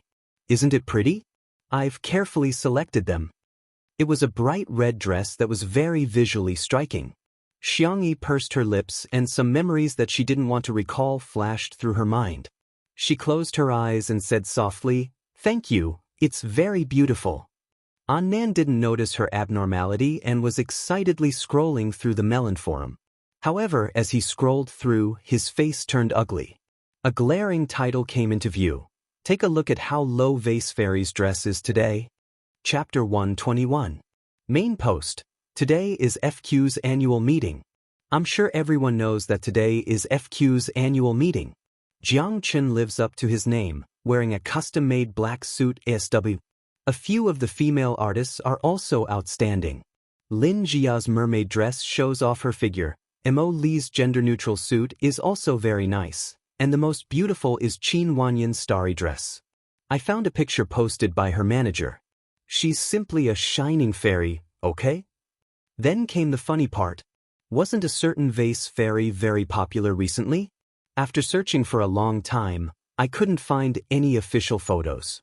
However, a friend revealed that the dress her manager had borrowed looked like this. The attached picture is below. Everyone can take a look. Today's lowest order. The post also mentioned several of Tomato Entertainment's most popular artists, and it immediately gained popularity. Brother Jiang Chen, kill me. Unbutton your sister's shirt. Mo Li's face is really high-end. She's a walking clothes hanger, no wonder she's a model. Qin Wanyan is amazing. She's a fairy. Compared to Vase Fairy's outfit, oh my god, look at those sparkling sequins. The Xiang actress isn't going for the cute style, but is she going for the style of a century dancer? Sisters, I've checked the price. This dress is from a niche designer overseas. It's only a little over 10,000. Instead of buying it, she borrowed it. Forgive me for being blunt, but she's so low. To be honest, this dress looks like a cheap online celebrity. Even if she can't borrow a luxury brand's new season, she should at least wear something from last year's fashion week. I feel like Vase Fairy isn't even qualified to be a vase today. Xianxia saw that Annan's expression wasn't right. She asked gently, "What's wrong?" Annan showed her the post and said aggrievedly, "It's obviously from Qin Wanyan's people. My dear, you treat her like a sister and treat her so well. How can she treat you like this?" It wasn't the first time Xianxia had heard the name Qin Wanyan. Yan Nai had called her Sister Wanyan over and over again. Xianxia asked, "In the past year, have we been close?" Annan went crazy. "Of course. The two of you are great, but you're too silly. You listen to everything Qin Wanyan says. She said that the best friends in the entertainment industry are not really best friends, so she never mentioned that you two are friends in front of others. She even said that singing and acting are too hard, and that it's better to go on variety shows to earn money. You really listened to her." After complaining for a long time, Annan finally stopped. My throat is almost smoking." Xianxia handed him a bottle of mineral water and unscrewed the cap. Annan gulped down half a bottle and regained his fighting spirit. "My dear, don't be sad. I'm going to scold them right now. I don't think these keyboard warriors know how to respect people if they don't experience the beating of society." Half an hour later, Nan, who wanted to beat someone up, ended up being mercilessly beaten up by netizens. He hugged his knees and sobbed, "Oh my god, they're so fierce." #rookie Nan, shut down on the spot. #Xianxia coaxed. "Do you want to come to my place for hot pot after dinner?" Nan, exclamation point. "But I want to eat lamb rolls." "Then I'll ask Uncle Wang to kill a lamb in advance." "That's too cruel," Nan said as he swallowed the saliva that was about to reach his mouth. He was looking forward to eating lamb. Oh no, the annual party. At 5:50 in the evening, all the major media outlets gathered at the entrance of the Zmun Hotel. The drizzle couldn't dampen the enthusiasm of the crowd. Tomato Entertainment's official live stream started at this time. Chapter 122. Finally, the live stream is on. The officials are leading the way. Welcome to Tomato Entertainment's large-scale beauty contest. Don't miss it if you're passing by. Where is Chen? I just want to see Chen Cub. I'm curious who Jiang Chen will be walking the red carpet with today. Is his female companion with a member of C7? I'm dying of laughter. C7, the abbreviation of Jiang Chen's boy group. Please don't freeload off our brother Jiang Chen's popularity, okay? I can't bring these trash members along. In the entertainment industry, Jiang Chen's fans are the most disgusting. They're a group to begin with. Quit if you can. Do you really think you're the best without the support of your fans? The red carpet show hadn't even started yet, but the fans were already tearing into each other.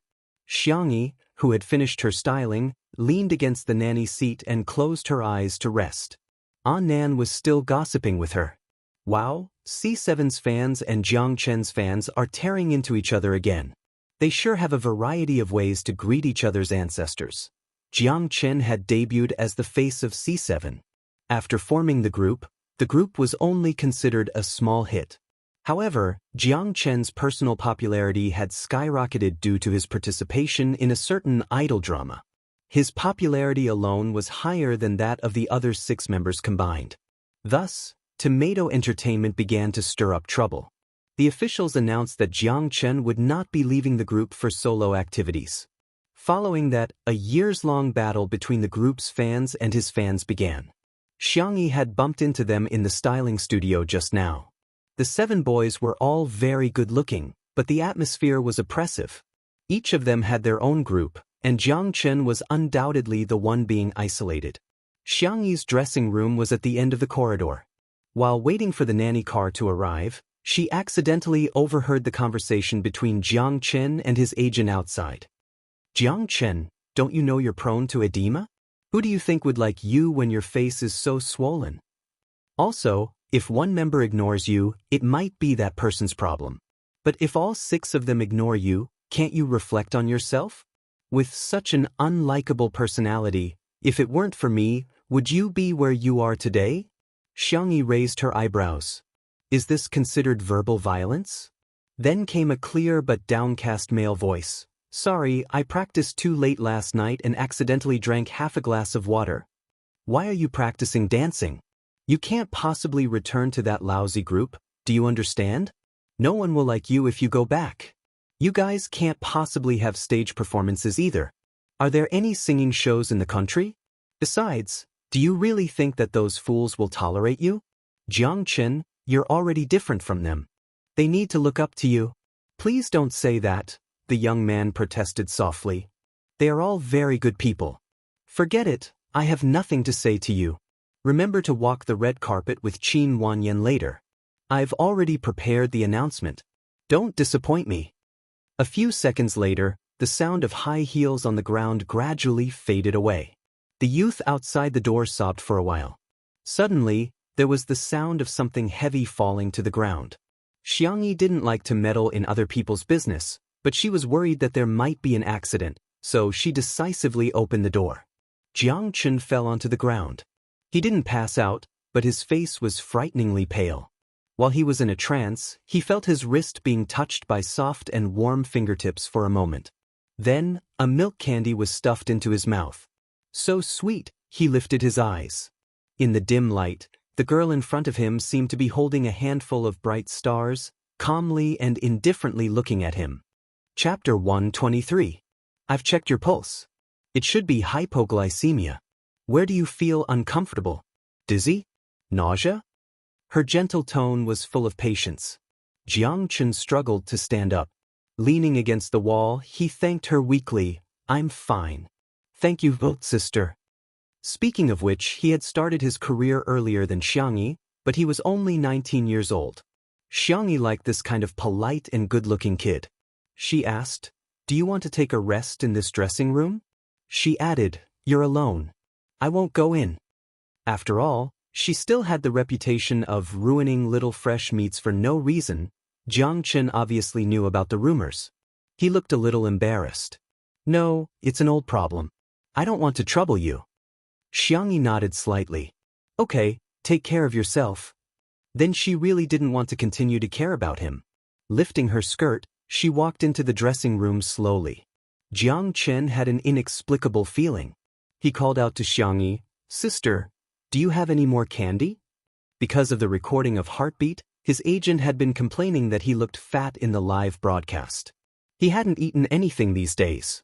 At night, he would even squeeze some time to exercise and practice dancing. He was afraid that he would faint again at the annual meeting. Xianxia took out some candy from her bag and gave it to him. Soft candy, fruit candy, chocolate, everything. She liked children, so she always had candy with her. But lately, she seemed to have been using it to coax her big friends. Xianxia stroked the edge of the candy wrapper and said in a low voice, Thank you. He wasn't a good talker. He had always been passive in social situations, but at that moment, he started to find something to talk about. Sister, are you a traditional Chinese medicine practitioner? Just a little bit. The girl's bright eyes fell on him. Her long eyelashes blinked. She saw through Xianxia's uneasiness and said, Shall I get a chair for you? Xianxia was obviously relieved, but the next second he lowered his head, feeling ashamed. He felt extremely conflicted. He was afraid of having a scandal with Xianxia, but he couldn't help but want to rely on her like a chick. But Xianxia didn't seem to care. She brought a chair with a back for him and even gave him a cute pillow from Anan. At the end of the corridor, where no one was paying attention to, the voice-activated light went off. It was dim and hazy. Xianxia didn't talk to him anymore. It was very quiet, but Xianxia felt extremely safe. He pinched the pillow. It was soft and warm. The rich milky fragrance blossomed on the tip of his tongue, and the dizziness faded away. His vision and physical strength began to slowly recover. He couldn't help but sneak a peek at the dressing room. The door was half open, and he could vaguely see the girl's skirt dragging on the ground. It was like the red freesia that his mother raised in his hometown, looking at the brightest and most brilliant when it bloomed. She was different from the rumors. In fact, he only needed to use a little force to push the door open, and he would be able to clearly see what Xianxia was doing. Playing with mobile phones? In a daze? Touch up her makeup? However, the light in Xianxia's eyes only shone for a moment before it dimmed down again. When Anan came to pick up Xianxia, Xianxia had already left. A few pieces of candy wrappers were placed neatly on the cushion as if they were standing in a military posture, as if they had obsessive-compulsive disorder. In the nanny van, Anan was holding Xianxia's handbag for her. Feeling that the bag was constantly vibrating, he hurried to take out the phone inside. My dear, is there someone who's looking for you urgently? Xianxia swiped the screen. A text message from an unknown contact. She clicked it open. It was a picture of Xiao Naofu. There were exactly 9 of them. There were also 2 text messages. It's very obedient. It's watching the live broadcast in my arms. Chapter 124. A text message from Zai?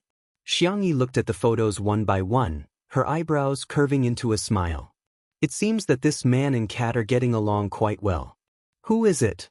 Anan leaned over to take a look and shrieked in shock. When did you and Shui become so close? Isn't he famous for keeping his distance? Xianxia, no, I think Senior has a good temper and is easy to get along with. Anan? Have all my years of experience been wasted? In the manner, Li Jinyu was still worried about today's live stream content. Daddy, sure, what are you going to live stream later? Why don't you cook too? I remember you know how to cook noodles or something. The lowly Li Jinyu was so engrossed in eating live streams that he almost forgot that he was a variety show director. Shi Sui said in a lazy voice, "Not interested." "Then what are you going to do?" "Pet the cat and watch the live stream." Without Xianxia around, a certain Shi Sui began to become passive. "Why don't you live stream while I watch?" "Li Jinyu? Where did the extremely cooperative Daddy Shi from 2 days ago go? Why is he so rebellious today?" However, he thought about it and felt that it was a good idea. He made up his mind and said, "Okay, I'll live stream if you dare to watch." A few minutes later, the live stream of Two Under One Roof began. The netizens entered happily, especially the Shi Sui sisters. When they heard that Xianxia wasn't around today, they were so happy that they wanted to set off firecrackers. Who would have thought? The man in a gray satin shirt stroked the white kitten in his arms with his slender and pale fingers. He had changed into a pair of gold-rimmed glasses with a chain today, which made his eyebrows look even deeper and his nose bridge look even more straight. He looked like a medieval noble gentleman, with a touch of indifference in his indifference and abstinence. However, when he smiled at the camera, his peach blossom eyes looked extremely affectionate. "Good evening. Shall we watch the live stream together?" The comments in the live stream were flooding in quickly. "Ah, what kind of demonic scum is this? I'm done. Another day where I want to transmigrate into Xiao Naofu's body. Speaking of which, Xiao Naofu is so obedient today. Am I seeing things? Why is the tablet on the table showing the live broadcast of Tomato Entertainment's annual meeting? Sure, Ingdi isn't someone who likes to gossip, right? Could it be that he's watching the annual party live stream because of the little vase?" At the hotel entrance, the cheers of the fans came from the front. It seemed that the red carpet show had begun. Nan hurriedly clicked on the live stream. The first few people to appear on the live stream were either new artists or those who were not very popular. There were not many comments in the live stream. It was only when Mo Li, who had a neutral hairstyle and short hair, appeared that the comments section began to heat up. "Wow, Mo Li is so cool. A model's background is indeed different. Even walking the red carpet is like walking on stage. Sister is indeed the darling of the fashion world. This wide-shouldered suit is the latest autumn collection from a certain luxury brand." Then, Lin Jia appeared. When Nan saw her, it was as if he had been injected with chicken blood. "It's this little vixen. She's so scheming. She even changed the dress to a low-cut one." The sparkling champagne-colored mermaid dress wrapped around Lin Jia's charming curves, and the live broadcast suddenly became lively. "C, I like this sister. Is Lin Jia's figure so good? I'm so envious of her figure. Why is her flesh so plump? I have a feeling that the vase fairy's skinny and slender type will be killed in seconds." Chapter 125. Immediately afterward, the members of the boy group C7 walked on the red carpet. From left to right, there were 6 of them. Jiang Chen was not among them. Fans and fans of the group were at each other's throats. It could be described as a bloodbath. "Oh yeah, Chen Zai, well done, don't walk the red carpet with those idiots. This small group really has no soul left. I'm crying, Tomato Entertainment's director. Can you stop making fun of them? I'm so angry. Jiang Chen, when are you going to stop hurting the rest of C7? Please make a solo debut and let the other kids go. It's obviously the other 6 who are leeching off our brother Jiang Chen's popularity like vampires. Where did they get the nerve to scold him? So they pick up their bowls to eat, then put them down and start cursing?" When passers-by saw the war of words between the fans, they instinctively didn't have a good impression of C7. After all, the fans' actions were ultimately paid for by their idols. However, the atmosphere in the Two Under One Roof live stream was poles apart. Shi Sui wasn't paying attention to the live stream at all. Instead, he was teasing Xiao Naofu the entire time. He took out Xiao Naofu's favorite dried fish and waved it in front of the soft white cat's eyes. When the dried fish moved to the left, Xiao Naofu looked to the left. When the dried fish moved to the right, Xiao Naofu looked to the right. "Do you want to eat?" Shi Sui asked lazily. "Meow," Xiao Naofu pretended to be well-behaved. Shui reached out to it. Shake hands. Xiao Naofu? Damn it, this who doesn't eat handouts. Xiao Naofu remained unmoved. Shui smiled and pretended to put the dried fish back into the sealed bag. Xiao Naofu. Wu, this stupid woman wouldn't do this to me. She would even break the dried fish into pieces and feed it to this who. This stinky man is so bad. The comments in the live stream. Xiao Naofu is a foodie. Is Xiangdi training Xiao Naofu like a dog? How can you bear to bully such a cute kitten? Let me feed it. Xiao Naofu felt wronged and helpless, but it wanted to eat. She could only reluctantly reach out her pink paw and touch Shui's palm perfunctorily. Shui fed it a dried fish, pinched the back of its neck, and praised, "Good boy, Xiao Naofu is the smartest." Xiao Naofu bit into the dried fish and proudly raised its chin. This hoo-hoo is just that outstanding. Shui took out another dried fish and gave a new order, roll. F*CKU. For the sake of dried fish. I'll endure it. The cute kitten rolled around in his arms. Unable to control herself, her face fell onto the man's straight and long thighs. She tried to roll half a circle and this time, she finally succeeded. Her belly was facing the sky, and her little head was facing the sky. However, her claws accidentally hooked onto the corner of the man's satin shirt, revealing the outline of his thin waist and abdomen. The netizens exclaimed, F*CK. For a moment, she didn't know if she should be envious of Xiangdi for having a cat to rub. I should be envious that Xiao Naofu can roll around on Xiangdi's lap. The next second, Shui chuckled and said, Xiao Naofu, why don't you bark? I'll reward you with double the amount of dried fish. Xiao Naofu's icy blue eyes instantly widened. Are you the devil? The live stream was going crazy with laughter. Haha, Shui is probably only 10 years old. Xiao Naofu, although I'm not a real person, you're a real dog. Oh my god, I love this ruffian Xiangdi too. I can't resist the charm of a mature man. Li Jianyu couldn't stand it anymore and reminded her, Teacher Shui, have you forgotten that you're still watching the live stream? Coincidentally, it was Qin Wanyan's turn to appear on the red carpet. Chapter 126. Amidst the misty rain, Qin Wanyan appeared. The spotlights kept flashing as they aimed at Qin Wanyan. Her chestnut-colored hair was slightly curled, and she wore an exquisite crown headband on top of her head with diamonds in the shape of stars. The most stunning thing about her was her dress. It was a long dress that gradually changed from silver to blue. It was covered with a thin layer of gauze on the outside, and the tiny diamonds sparkled like a river of stars. It was so beautiful that it was suffocating. Oh, fairy Qin Wanyan! The screams of the fans broke through the clouds, loud enough for all the viewers in the live stream to hear. The number of comments in the live stream increased visibly. Wow, it's really a fairy. Sister, you've worked hard in the mortal world. Book the red carpet tonight. The moon won't come for you, but Fairy Qin will come for you. Qin Wanyan's facial expression was outstanding. Even though it was raining, she still smiled brightly. She walked to the front of the signature board and signed her name in a fluid motion.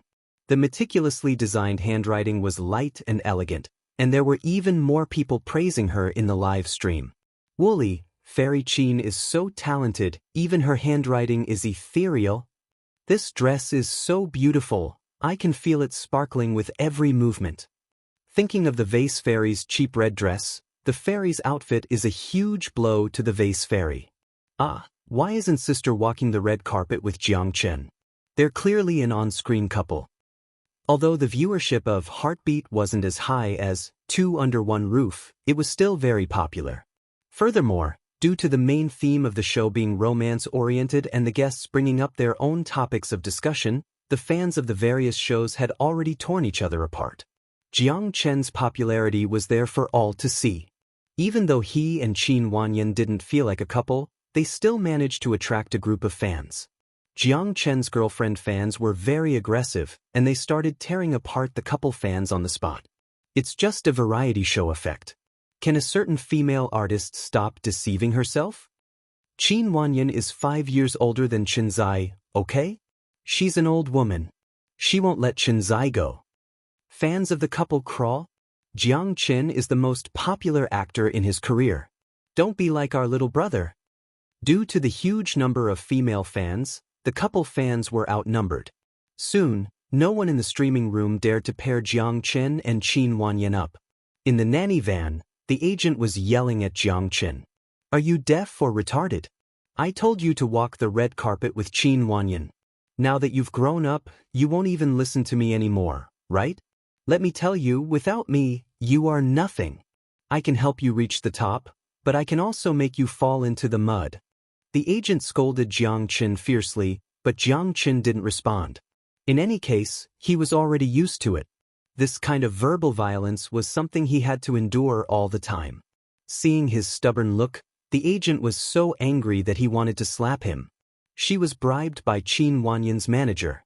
Now that things were messed up, wouldn't she have to spit out all the money? Just thinking about it was like cutting her flesh. As a matter of fact, she didn't have much ability. It was pure luck that she had managed to raise Jiang Qin, who had made a fortune. Taking advantage of Jiang Qin's easygoing personality, she brainwashed him every day. She had made a lot of money from him. In her opinion, Jiang Qin was her possession, and he had to listen to her completely. The agent rolled her shrewd but unscrupulous eyes and coaxed, Jiang Qin, later at the annual meeting, interact more with Qin Wanyan. I can help you plead with the leaders to let you leave C7. How about that? Isn't that your wish? Jiang Qin, who had been numb all this time, finally moved. Chapter 127. As Qin Wanyan disappeared from everyone's sight, her fans were still reminiscing about her stunning appearance. That dress is so beautiful, I must buy one as long as I'm alive. Her skin is so good too, I feel like she's even thinner and fairer in person. Did you hear the commotion caused by those celebrities taking pictures of Qin Wanyan just now? I really understand the term, cameras, now. The sound of the shutter clicking. The live stream was also filled with flattery, and Qin Wanyan's fans felt extremely honored. Does anyone have any objections to Goddess Qin's stunning appearance tonight? Apart from the seniors, Jiang Qin and the Vase Fairy are the only ones of the younger generation who haven't left, right? I just saw the order of the red carpet released by Tomato Entertainment. It seems like Jiang Qin and Qin Wanyan were supposed to walk together. That's not right. Why am I seeing the Vase Fairy's manager? Is she next? We're in for a good show. This order of appearance is great. Appearing after Qin Wanyan isn't just stunning, it's simply crushing her. Annan got out of the car and carefully opened a black umbrella before opening the door. Tomato Entertainment was obviously trying to stir up trouble. The cameraman in charge of the live stream immediately rushed forward and deliberately took a close-up shot of the car door. One of the fans at the scene shouted, "Demon, show yourself."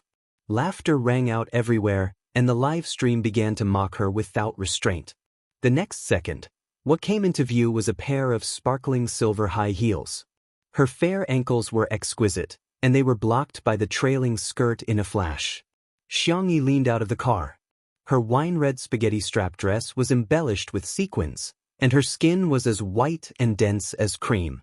Her frame was slender but not overly skinny. Her straight shoulders and swan-like neck outlined the beautiful curves of a young girl. Her black hair was tied up, but it wasn't tied into a rigid bun. Instead, it was casually wrapped with a printed silk scarf, with a few strands of hair scattered around her collarbone, looking lazy and casual. She didn't put on heavy makeup, and her foundation was clean and clear. Her orange-colored eye makeup looked like it was sprinkled with the most gorgeous colors of the sunset. Her eye sockets were lightly applied with sequins, which complemented her dress and made her face look exceptionally bright and beautiful. Xianxia nodded slightly to express her gratitude to her manager who was holding the umbrella. Her bright eyes happened to meet the camera of the live broadcast. Xianxia, who had a few days of live streaming experience, already had a good sense for the camera. Her red lips curled up slightly, and a smile bloomed on her face. Everyone, the netizens in the live stream, were speechless. The comments section instantly exploded. F***CK? F***CK? Everyone's vocabulary was at its lowest at this moment, but as if they were bewitched, They stared unblinkingly at the girl on the screen. The fan who shouted, "Let's go live," looked as if he had seen a ghost, but he was also full of shock. The noisy scene fell silent in an instant, until Jiang Chen didn't go anywhere after getting out of the car. Instead, he strode towards Xianxia and bent down to lift her skirt, whispering, "Sister, be careful." Only then did Xianxia realize that there was a selfie stick in front of her. She didn't know if it was dropped by a fan, or someone had done it on purpose. If she tripped, she would probably become the biggest joke of the night. Xianxia tilted her head slightly, her eyebrows slightly curved. "Thank you, little brother." The silent scene erupted with earth-shattering screams. Ah? Chapter 128. There were so many comments in the stream that there was a pause. Who said the vase fairy is ugly? What kind of peerless fairy is she? For the first time, I don't think the term vase fairy is derogatory. Can an ugly person be called a vase? Is this a prearranged script? A top celebrity personally lifting her skirt? Even a novel wouldn't dare write this. Is there anyone who can read lips? What did Xianxia and his sister say just now? Ah, top celebrity X 18th tier female star? There's another weird couple. Flowers bloom in the hope that you will last forever. It's hard to find flowers when you're idle. Thousands of flowers are hard to look at. Sister is a fairy in a bottle. The description of a fairy in a bottle is perfect. Sister Yi's fans are giving me envious looks. You guys are so good at praising. In reality, Jiang Chen didn't realize what he was doing until later. He wasn't afraid of being scolded, but he didn't want to implicate Xianxia. His mind working quickly, the teenager lifted her skirt and stepped over the obstacle. Only then did he raise his arm and carefully ask, "Sister, do you want to walk the red carpet with me?" If he had taken the initiative, perhaps everyone would have scolded him alone. Xianxia didn't care. She had always thought walking the red carpet was just a formality. Since Jiang Chen had invited her, and she didn't hate him, she took his arm. The fans screamed even louder. The combination of a handsome man and a beautiful woman was too lethal. Jiang Chen in a black suit and Xianxia in a spaghetti-strap red dress were a perfect match. Surprisingly, the two's temperament was also very compatible. Jiang Chen had a stoic face. Although he was handsome, it was inevitable that he would appear cold and unapproachable, making him seem out of reach. But next to the gentle and cheerful Xianxia, he was like a stream during the melting season. His entire being seemed to soften. In the manner. When Qin Wanyan appeared, Shi Sui looked up and glanced at her. She then looked away with a lack of interest and continued to pinch Xiao Naofu's face. Xiao Naofu was angry, but didn't dare say anything. It was extremely aggrieved. The bullet screen was filled with laughter. "Xiao Naofu, I'm willing written all over my face." Brother, my face is soft and easy to pinch. Come and pinch my face." Instead of dreaming, why don't you find a master to perform a ritual and see if you can possess Xiao Naofu? For Shi Sui sisters, they were satisfied to see Shi Sui. Even though Shi Sui didn't talk much and just played with the cat, they enjoyed it. Hey, teacher Xianxia is out." Unknowingly, Li Jinyu had moved closer to Shi Sui. His smile was that of an old father looking at his youngest daughter. He even imitated the tone of a fan's voice and said to Shi Sui, "Please, Shi Sui, take a look at our beautiful sister. It's not a loss to invest in little sister." Bullet screen. Haha, the director's online head massaging is still okay. Just when everyone thought that Shi Sui wouldn't respond to Li Jianyu's teasing, the man raised his narrow eyes and looked at the tablet. The screen happened to show Xianxia smiling at the camera. The man, who had been dispirited, suddenly curled his thin lips and said in a sultry and flirtatious voice, "Sister is quite pretty." Ah, Shi Sui's smile is killing me. Shi Sui saw Jiang Chen rush over to lift Xianxi's skirt. Then, the little girl took his arm and the two walked down the red carpet together. The man was about to feed Xiao Naofu some dried fish when he suddenly took it back. Xiao Naofu was puzzled and confused. "Meow? Meow meow? I'm hungry, I want to eat dried fish." The man's cold and strict voice sounded in the cat's ears. "No, you're not hungry." Xiao Nao Fu. Sure Sui, can you be a human? Chapter 129. On the red carpet, Xiangyi and Jiang Chen weren't like the other artists who were frantically dragging their feet. Apart from Jiang Chen stopping for a few seconds in the middle to bow to his fans to express his gratitude, the two had reached the end of the red carpet in the blink of an eye. Jiang Chen signed his name and added a wavy cartoon at the end. This was the signature of every member of C7. The fans in the live stream were so excited that they were about to cry. Ah, it's the C7 logo. Chin has a group in his heart. The loyal fans were upset, but since it was their son who had signed it, they couldn't say anything. In fact, it was Tomato Entertainment who didn't allow Jiang Chen to leave the group, nor did they allow him to return to the group. It was Jiang Chen who had been stuck in the middle and had to bear the resentment of both fans and teammates. It was all for the sake of creating a topic of discussion. After all, it was still a topic of discussion. Wouldn't it be great to earn money from both the group and loyal fans? The hostess in charge of handing out the pen didn't even look at Jiang Chen as she stared straight at Xiangyi. The girl was so fair that she seemed to glow. Her whiteness was natural, unlike Qin Wanyan, who looked quite fair from afar, but up close, even her limbs were covered in foundation. Xiangyi took the golden pen from her and thanked her softly. Her tone was polite and soft, making the hostess's heart skip a beat. Ah, what kind of heavenly voice is this? Xiangyi didn't use the cursive signature she had designed before and just casually wrote her name on the signature board. His strokes were forceful yet casual, natural and smooth, as if they were formed by nature. This handwriting instantly stunned the netizens. F***CK, is this semi-cursive? Respect. The little vase's handwriting is so beautiful. There's no harm if there's no comparison. Compared to other people's scribbles, this girl's handwriting is like a clear stream.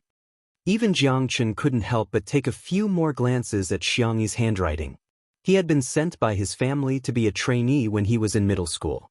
He had practiced his signature before, so it looked very natural. In fact, his handwriting looked like a primary school student's. Sister is amazing, Jiang Chen thought to himself. A gust of wind blew, and the hostess sneezed from the cold. She had been standing here for too long, and her hands and feet were already cold. Xiangyi placed the pen back on the tray in her hands and pulled off the scarf that was wrapped around her hair. Her fine black hair cascaded down elegantly like a waterfall.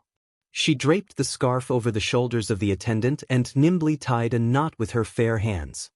Go home and cook some brown sugar ginger soup tonight. Be careful not to catch a cold. It's been hard on you. The hostess.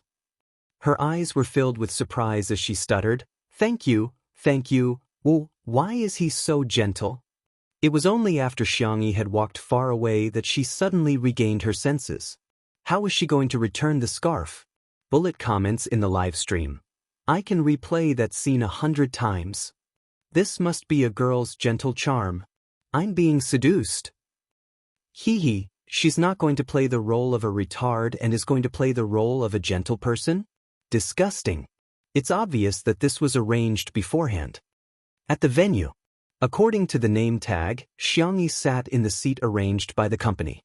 The staff probably wanted to stir up some trouble, so they deliberately arranged the most talked-about female artists together. From left to right, they were Mo Li, Lin Jia, Xiangyi, and Qin Wanyan. As soon as the other three female artists saw Xiangyi's outfit, their faces stiffened. The cameraman in charge of the live stream even gave them a panoramic view. Suddenly, a godly comment appeared in the live stream. This is simply Queen Xiangyi and her maids. Chapter 130. Someone even took a screenshot of this comment and posted it on Weibo. Soon, it was reposted by a funny blogger, and the internet was instantly filled with laughter. Qin Wanyan and the other two's expressions are so funny. It's a vivid interpretation of what it means to eat a fly. Haha, probably everyone wants to be the center of attention, but in the end, they were killed by Black Swan in a split second. Seriously, the Suspender Skirt sisters' looks and temperament are amazing. As we all know, there's a big gap between an internet celebrity and a celebrity. The gap between her and the other three is like the gap between a celebrity and a socialite. The description of a socialite is too apt. The little vase's family is the real deal.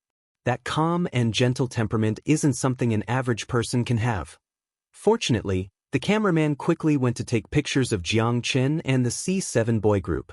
The atmosphere in the live broadcast room changed abruptly as they began to tear each other apart.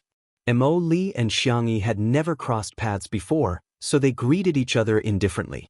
Lin Jia, on the other hand, had been at odds with Xianxia for a long time.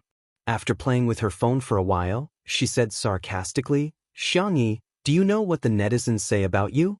They say you're a vase. Aren't they indirectly saying you're shallow?" Xianxia said indifferently, "Aren't they saying I'm good-looking?" Lin Jia was dumbfounded.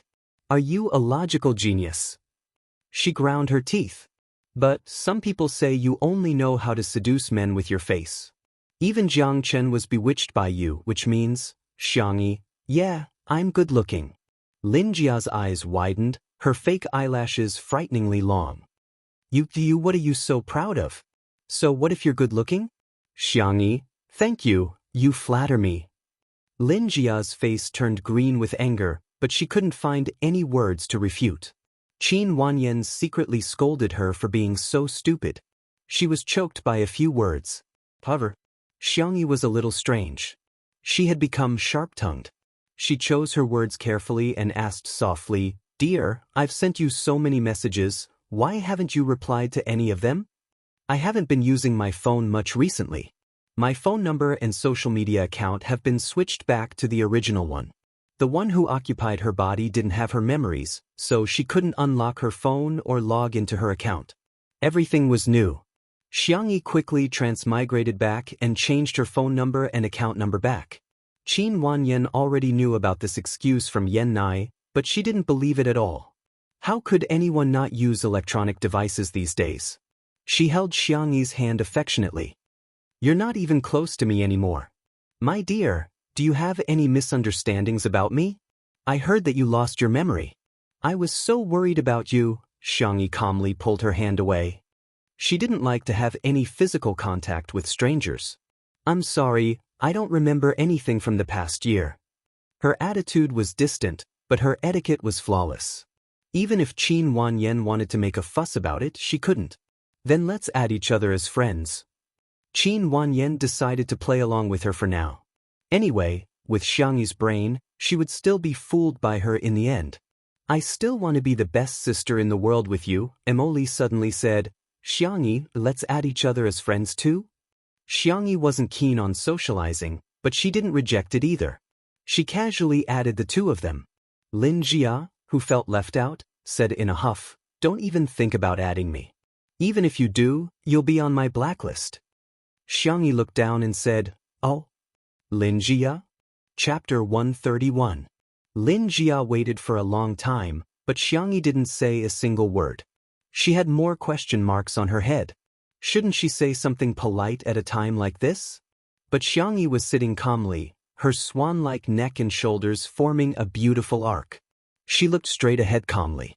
"Lin Jia, you're really not going to add me?" She suddenly felt like she was being left out. By then, almost everyone had arrived. It was the annual meeting, and without exception, the big boss and the small boss had to give a speech. There were a few performances in between, all of which were performed by their own artists, so labor fees were saved. Xianxia flipped through the program list out of boredom and found that the last performance was a singing and dancing performance by Jiang Chen's male group. Suddenly, her phone vibrated. She looked down. It was a message from Nan. "Nan on Nan, sweetheart, Nan on Nan, crying." Jif Xianxia sent a question mark over. "Nan on Nan. Boo-hoo, I'm in the bathroom, but there's no more toilet paper. Sweetheart, I'm willing to go to your house every day to wash the dishes, sweep the floor, raise pigs, and collect eggs. Nan on Nan. Don't tell anyone it's me. I don't want to be the dumbest agent in the company." Xianxia, she raised her hand to her forehead, speechless. If it was a guy, she only knew Jiang Chen. She glanced in Jiang Chen's direction and found that he wasn't in his seat. Where did he go? Forget it, she'd better go in person. Xianxia left quietly. In the bathroom. When Xianxia arrived, a cleaner happened to be there. She asked someone to go in and rescue Nan, while she sat on a rattan chair in the corner of the balcony in a daze. She had never been interested in events like banquets since she was a child. She planned to ask Annan if she could sneak out early when he came out. She didn't know if the cat and the man had eaten yet. The sound of high heels clicking on the ground could be heard. The person stopped on the balcony. With the green plants as a barrier, she did not notice Xianxia in the corner. She directly scolded the young man in front of her. "Are you out of your mind? I told you to walk the red carpet with Qin Wanyan, but you didn't listen. I told you to interact with her, but you still didn't listen. You even went to lift that B*TCH's dress. Why are you so annoying? Without you, would she have died or become crippled?" A familiar but weak male voice sounded. "Sister Ling, please don't say that." Xianxia raised her eyebrows. She should check the almanac before going out today. Was it written that it was suitable for eating melons? Moreover, he seemed to be the one eating it. The agent called Sister Ling sneered. "Why can't I say it? Don't be bewitched." How could she compare to a single strand of Qin Wanyan's hair? Look at how she's dressed today. She's only wearing a spaghetti strap, showing off her figure so much. I think she wants to slit her top all the way up to her neck. Why do you think she's qualified to appear on a variety show with Shurindi? Who knows, he might have slept with all of them. Enough. Jiang Chen raised his head and looked straight at her. Due to the fear he had accumulated over a long period of time, his voice was trembling, but he was very angry. Not talking about others behind their backs is the most basic courtesy. Slap. A crisp slap rang in Jiang Chen's face, making his ears ring. "How can you talk to me like that? How can you talk to me like that? Have you forgotten who you are?"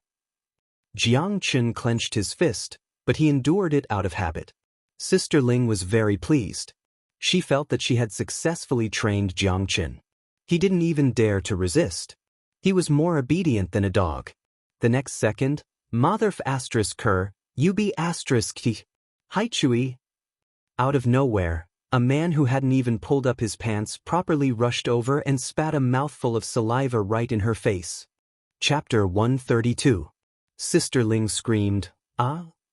Jiang Chen was stunned, especially when he saw Annan's gaudy beach-style underwear. The young man awkwardly turned his face away. Sister Ling was wearing a dress today and didn't have any tissues in it. She used her hands to rub it a few times and was disgusted. She screamed like crazy, "Annan? Are you crazy?" They were all managers of the same company. Although there was a difference in status, they still knew each other.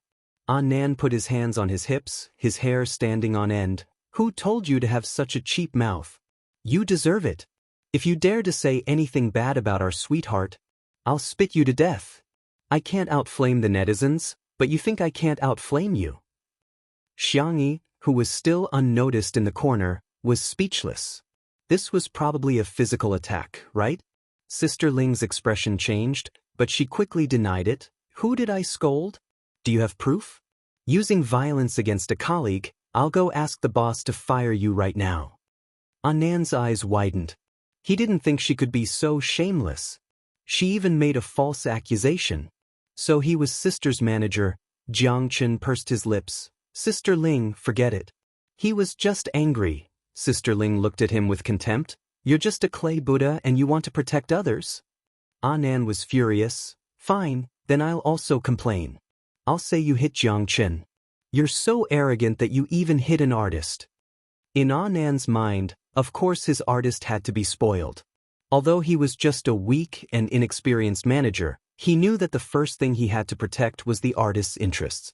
This was the most basic professional ethics. Sister Ling was disdainful. "Who do you think will believe you? Where's the proof? Can you produce it? Isn't this a witness?" Annan looked at Jiang Chen. The young man's expression froze, and he avoided his gaze in shame. Annan immediately knew what was going on. This probably wasn't the first time, nor would it be the last.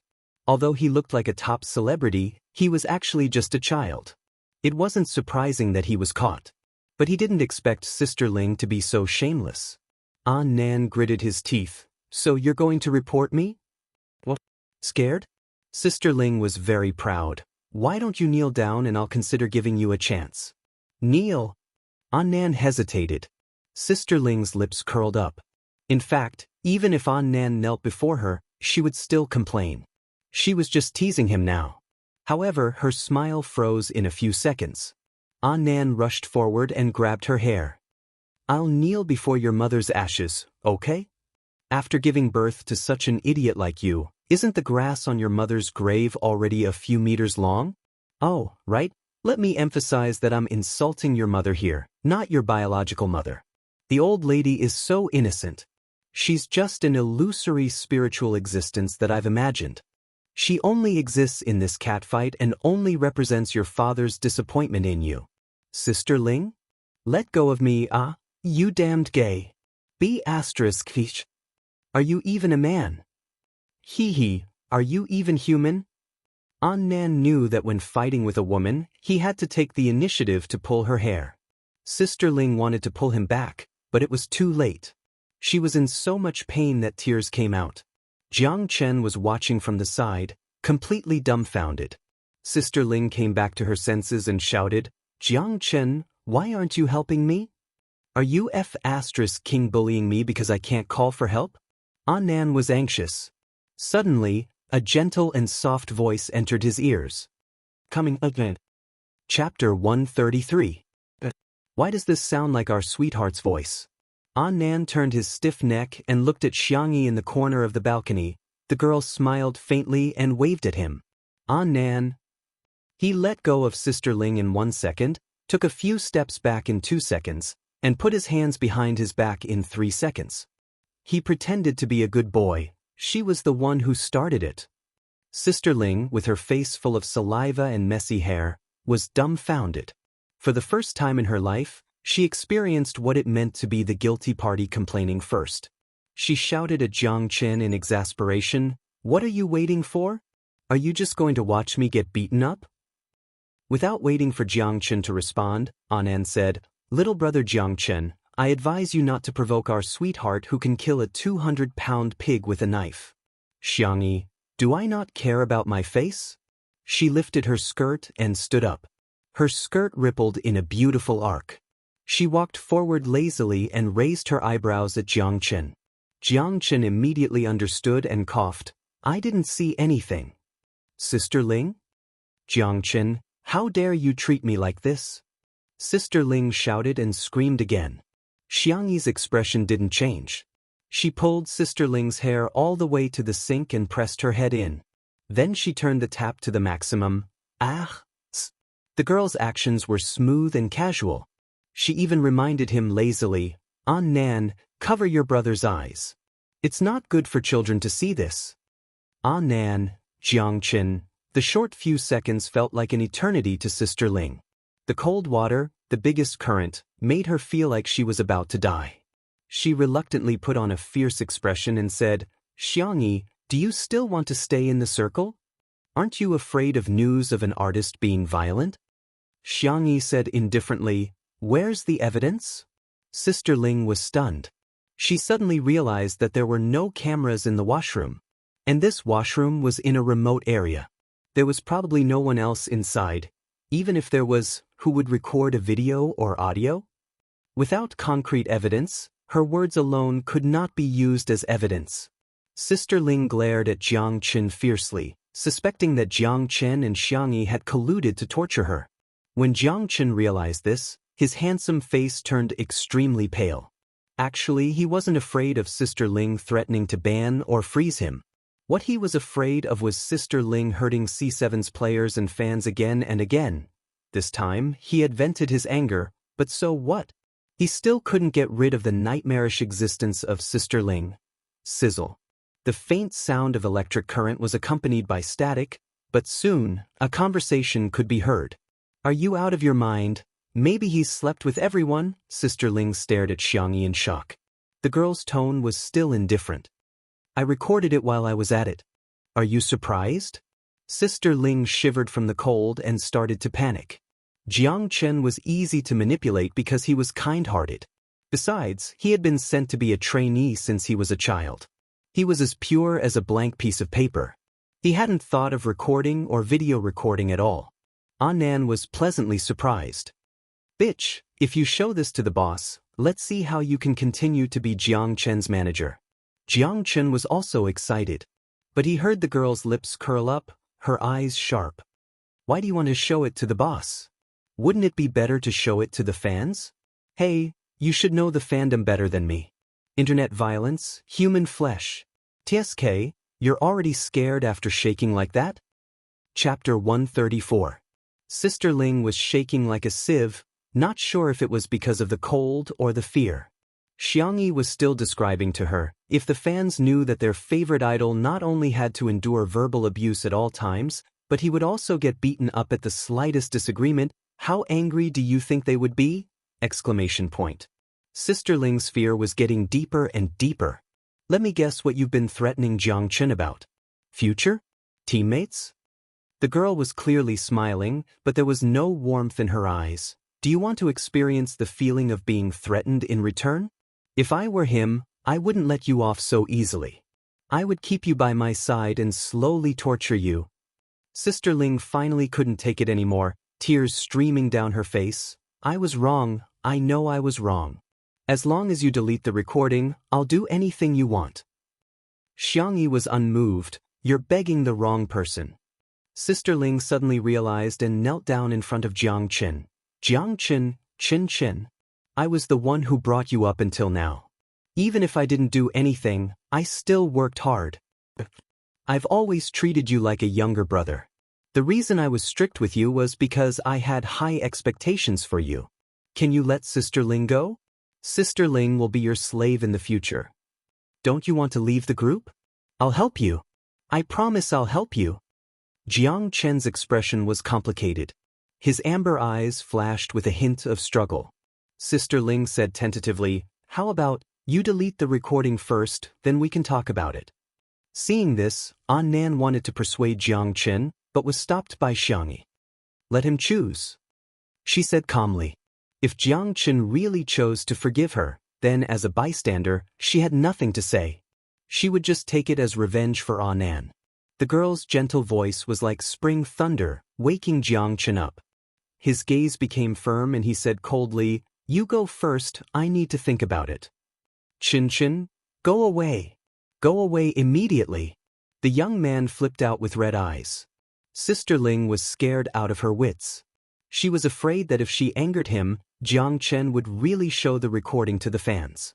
She nodded and bowed. Okay, I'll go away immediately. I won't be an eyesore here.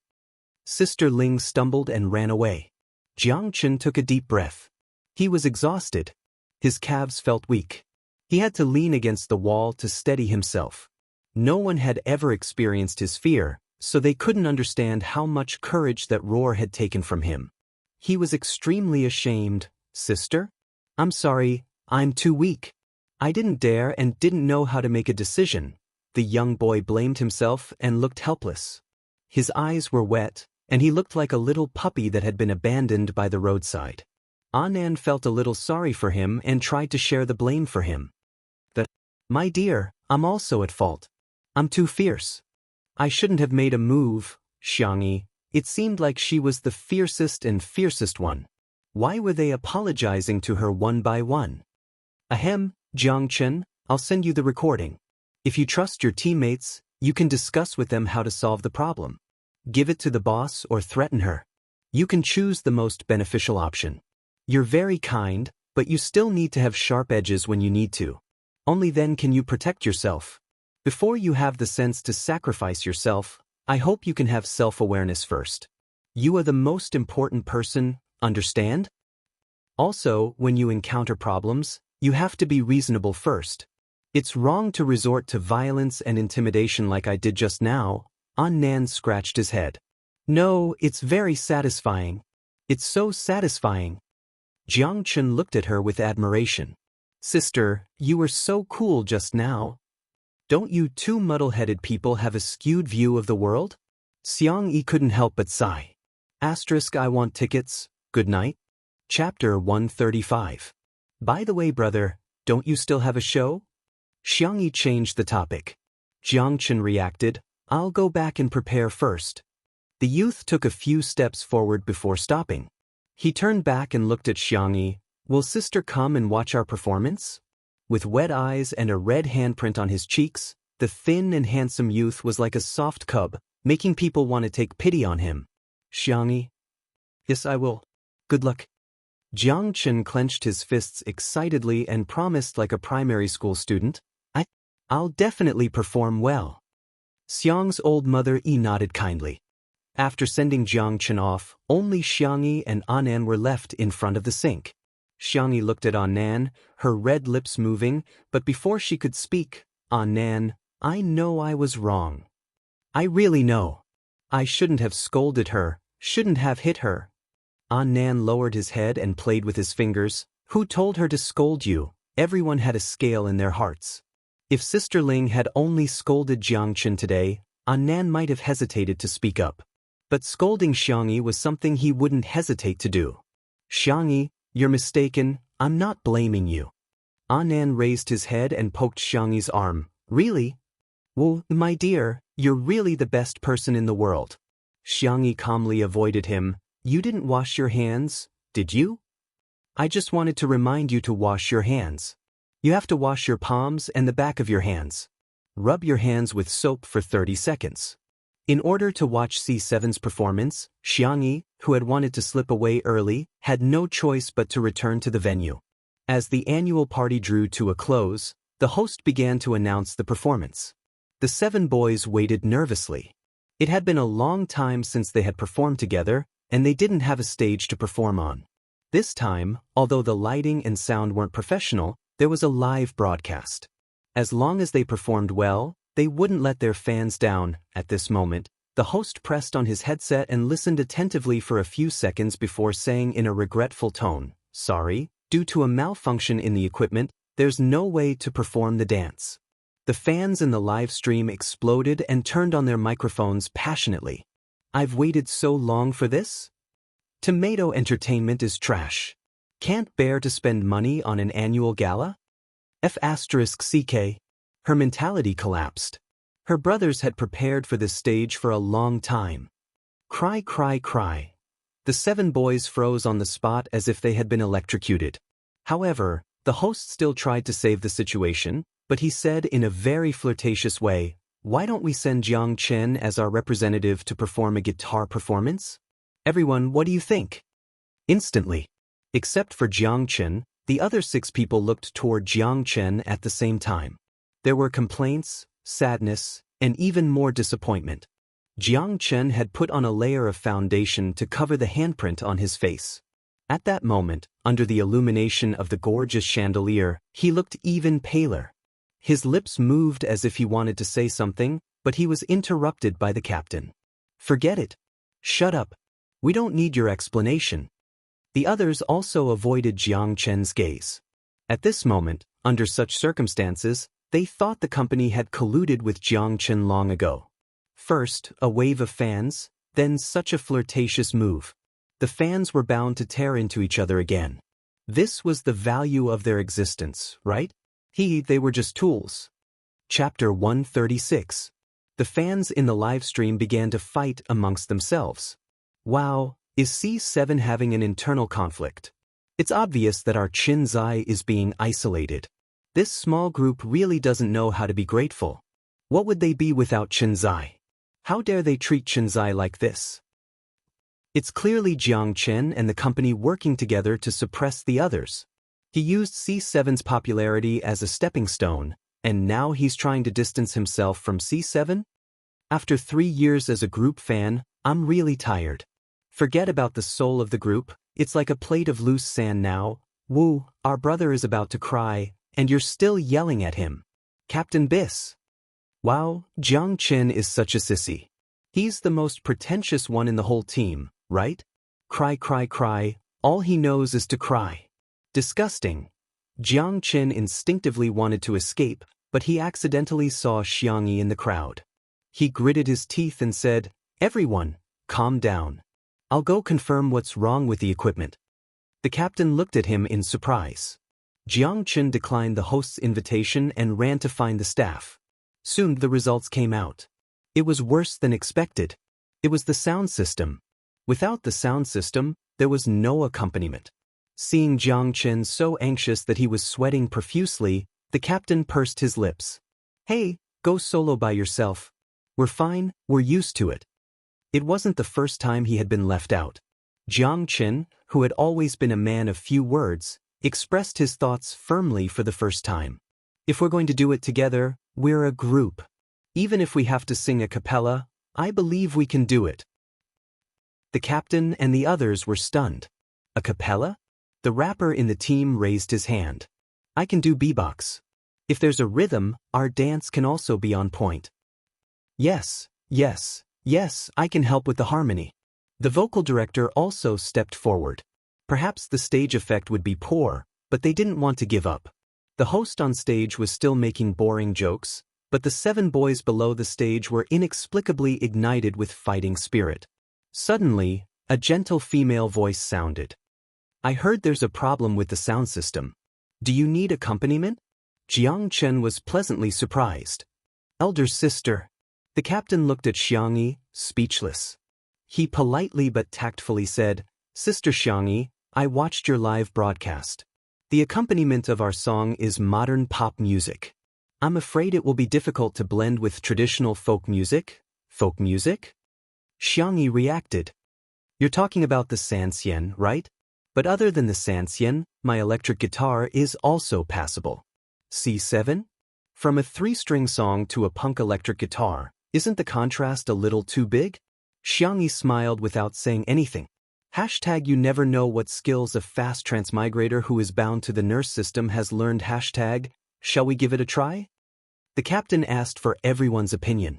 Jiang Chen was just bragging to his elder sister. I believe you, elder sister. All right, let's give it a try. Since I'll be scolded no matter what, I might as well give it a try. Jiang Chen closed his eyes and started to play again. My sister must be super cool when she plays the guitar. Everyone else. In the live stream, the fans were all confused. What's the vase fairy doing at C7? Shut up. Why are you calling her the vase fairy? Change it to the vase fairy. What kind of superstitious nickname is this? At this moment, the host spoke up. Dear guests and viewers of the live stream, after coordination, C7 will be performing his masterpiece, Focus. The accompaniment will be Xianxia? Chapter 137. At that moment, the host even doubted his own hearing. However, the name that came through the headset was indeed Xianxia's. Everyone present? The netizens in the live stream? What the hell? Xianxia? Accompaniment? Can these 2 words be used together? Among the group of female celebrities, Lin Jia was dumbfounded. She looked like a silly girl with her glamorous persona, and the cameraman in charge of the live stream even gave her a close-up. Lin Jia's expression management has failed again. I have the same expression as this young lady in front of the screen, Xianxia? Is she the young lady who was praised by the folk music circle for playing the Xianxia some time ago?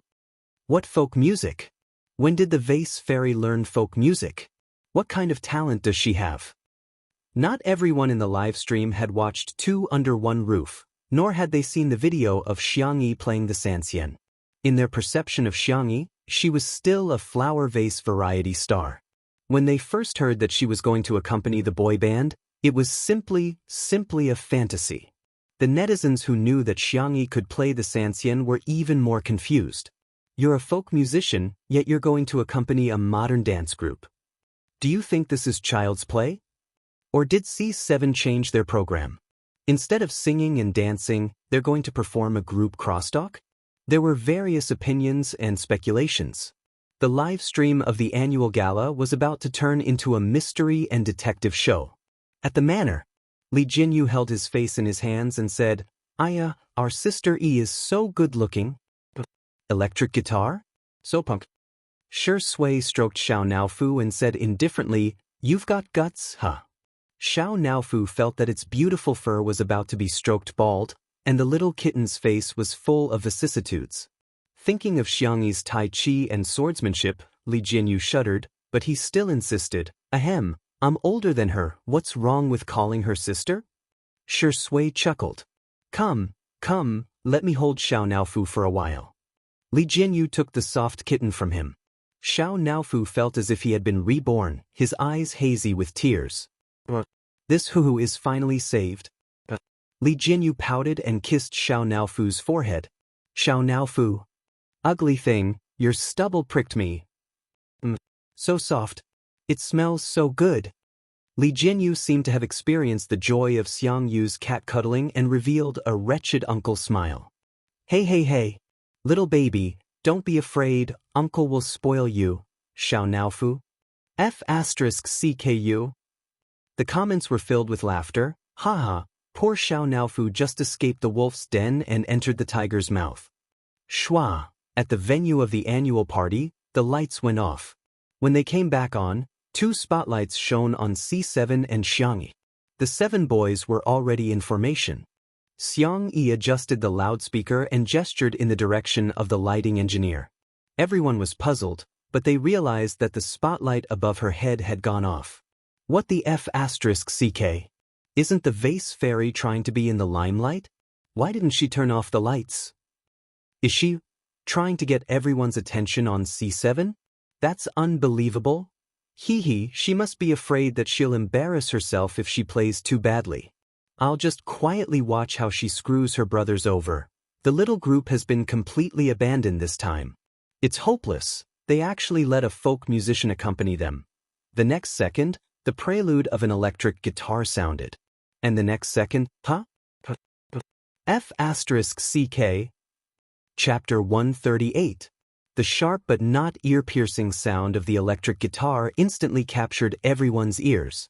Everyone was surprised by the power of the accompaniment, but the sound of the electric guitar did not overwhelm the main theme. When the clear, high-pitched vocal sounded, everyone's attention was focused on the 7 teenagers on the stage. Wow, we're here. C7's vocal was unique and outstanding. Among the male groups in the country, they were one of the top vocalists. Many netizens in the live stream sighed with emotion. Wow, this guy's singing is good. I'm not exaggerating, but I'm getting goosebumps. The long-awaited stage of the lead vocalist. Sob, sob, sob, sob, sob. Following that was the main song. After singing a few lines, the crowd then realized that if there was no song accompaniment and only a live performance, wouldn't all members of C7 be on mic? Without the mic on, it was equivalent to lip-syncing. The singer only needed to lip-sync. With the mic half on, there was the original singer in the accompaniment. The singer could conserve energy when singing. If they were out of breath or couldn't hit the high notes while dancing, the backing notes in the accompaniment could make up for the gaps and missing vocals. However, there was no original vocal accompaniment on C7 stage today. There was no harmony at all. But these 7 boys were all able to hold their own. As the formation changed, C7's dancers took turns to stand in the center position. Everyone had a part in the center position in front of the camera. Everyone's dance moves were clean and neat, and their focus on the camera was accurate. Even the management of their expressions was impeccable. Everybody focus on us. During the intense chorus, the electric guitar accompaniment was still superb and stable. The perfect balance of low, mid, and high frequencies immersed the audience in the atmosphere of the song. The rapper's beatbox and the lead vocalist's harmonies also joined in. At the same time, the 7 teenagers not only completed their singing and dancing in the high-intensity dance, but they also barely breathed. The fans in the live stream were so excited that they were about to lose their minds. It's our C7. Amazing, this small group is really the best in the country for idols. It's not just the best, it's the ceiling. They can perform so well on such a simple stage with all the mics on. Let's go, kids. Zai Zai, fly bravely, we will follow you forever. F***CK, was the accompaniment really played by Xianxia alone? That's amazing. She didn't even look at the score. The rapper's rap set the entire venue ablaze. The scene was completely hyped up. This song brought about too many surprises. When the last melody ended, just like how they had trained countless times, the 7 of them were in position. His chest heaved up and down violently. It was hard to tell whether he was exhausted or excited. Sweat dripped down from their cheeks, but no one bothered to wipe it off. Even the cameraman couldn't help but take a long close-up of them. A few seconds later, the 7 teenagers held hands and bowed towards the camera. They said in unison, "Thank you, everyone." What followed was an overwhelming amount of screams, cheers, and whistles. Tears streaming down my cheeks, I still stubbornly believe that C7 has a team spirit. I've changed my opinion of the boy group. So they're this capable? Ugh. Whether it was the audience or the live stream, everyone only had one thought at this time. This was an explosive performance. Chapter 139. The lights in the room were turned on again, but the 7 teenagers in the crowd were the most dazzling and brilliant existences in the room. However, when the camera inadvertently cut to Xianxia, it happened to capture the girl looking at Jiang Chen and the others with a faint smile. Her fair and slender fingers were rubbed red by the strings, and 2 of her fingertips were even scratched. However, her gaze was still calm and peaceful, so gentle that it made one's heart flutter. Sensing that the cameraman was filming her, she gestured for the cameraman to take pictures of the boys in the boy band. Oh my God, how did the little vase's hands end up like this? Has it been too long since she played the guitar? Usually only newcomers get scratched. Are you kidding me? How can she play so well after not playing for so long? See, what is she after? She doesn't want the lights or the camera. Hee, she must have taken a liking to our Chinzai. Don't try to ride on our Chinzai's popularity. What kind of nonsense is that? How can they perform so well without Xiangxi's accompaniment? Imagine for yourself how awkward it would be to sing and dance without any accompaniment or beat. The live stream room was in an uproar, and there were whispers of discussion at the venue. Xianxia put down her electric guitar, lifted her skirt, and was about to leave when she was surrounded by the 7 boys. "Sister, your electric guitar is god level. Can you teach me?" "Wow, sister, you've memorized the music score after only reading it once. What kind of photographic memory is that? Sister, why is your hand scratched? Wait here, I'll go buy you some medicine right now. A fairy's hand must not be scarred." The group of boys, the oldest of whom was less than 20 years old, were chattering away, lively and adorable. Jiang Chen was speechless. "Did you guys take a course on flattery? Why are you all so good at bragging?" He held it in for a long time before saying, "Sister, you've worked hard, thank you. Thank you for being gentle. Thank you for not turning back." The others straightened their expressions and bowed to Xianxia in unison, loudly saying, "Thank you, sister." Xianxia was speechless. She really just didn't want to see her beautiful younger brother cry, so she came over to help. The manner. Li Jinyu laughed out loud when he saw Xianxia being surrounded by the little fresh meats. "Our sister Yi seems to be very popular with the younger brother. She also takes good care of him. Ayaya, if it were me, I would also choose the younger brother." "What's so good about an old man?" Bullet screen. "Director, what kind of dangerous speech is this? Even the cabinet door can't block it." Shi Sui snatched Xiao Naofu back from his hand, placed the dried fish in front of the tablet, and asked Xiao Naofu, "Do you want the brother or the dried fish?" Xiao Naofu slammed its paw on the screen and firmly bit onto the dried fish. "Roar. TSK, the younger brother can't be eaten. Only a fool would choose the younger brother." Shi Sui was very satisfied with Xiao Naofu's choice. She lovingly stroked it a few times and tilted her head to ask Li Jinyu, "What did you just say?" Li Jinyu swallowed his saliva and forcibly changed the topic. Of course, a younger brother is still a younger brother. Mature men are the ones who are truly charming. In the live stream, "Haha, I'm laughing so hard. Shi Sui, you really can't be more than 10 years old. It's funny, but why do I feel like Shi Indi is jealous? I know. Mommy, I've stumbled on an untimely candy again. Come and tell me loudly, untimely candy, it's true." Chapter 140. Tomato Entertainment's annual gala ended with Big Boss bragging. In just over an hour, the number of views exceeded 20 million. There were more than a dozen hot searches and countless views. #Tomato Entertainment Red Carpet Show #Xianxi Sister Red Dress Shark #, Hashtag C7 super hot mic singing and dancing hashtag and other terms rushed to the top 5 hot searches. A fashion blogger posted on Weibo. Incredible V. Hashtag tomato entertainment red carpet show hashtag here's a short review of what I think is good today. Mo Li was very good at handling gender-neutral coldness. Lin Jia's mermaid dress had been changed to a low-cut design. It was a little too tight, but the little Missy's figure was really good. Qin Wanyan's outfit could be described as a textbook example of a fairy. From the dress to the makeup, it was impeccable. Unfortunately, she had met Xianxia. If Mo Li's face was classy, then Xianxi's was obviously classy.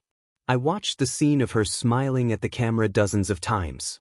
I was really impressed by the beauty and temperament of this beautiful sister. This red dress with spaghetti straps was an old style from last year.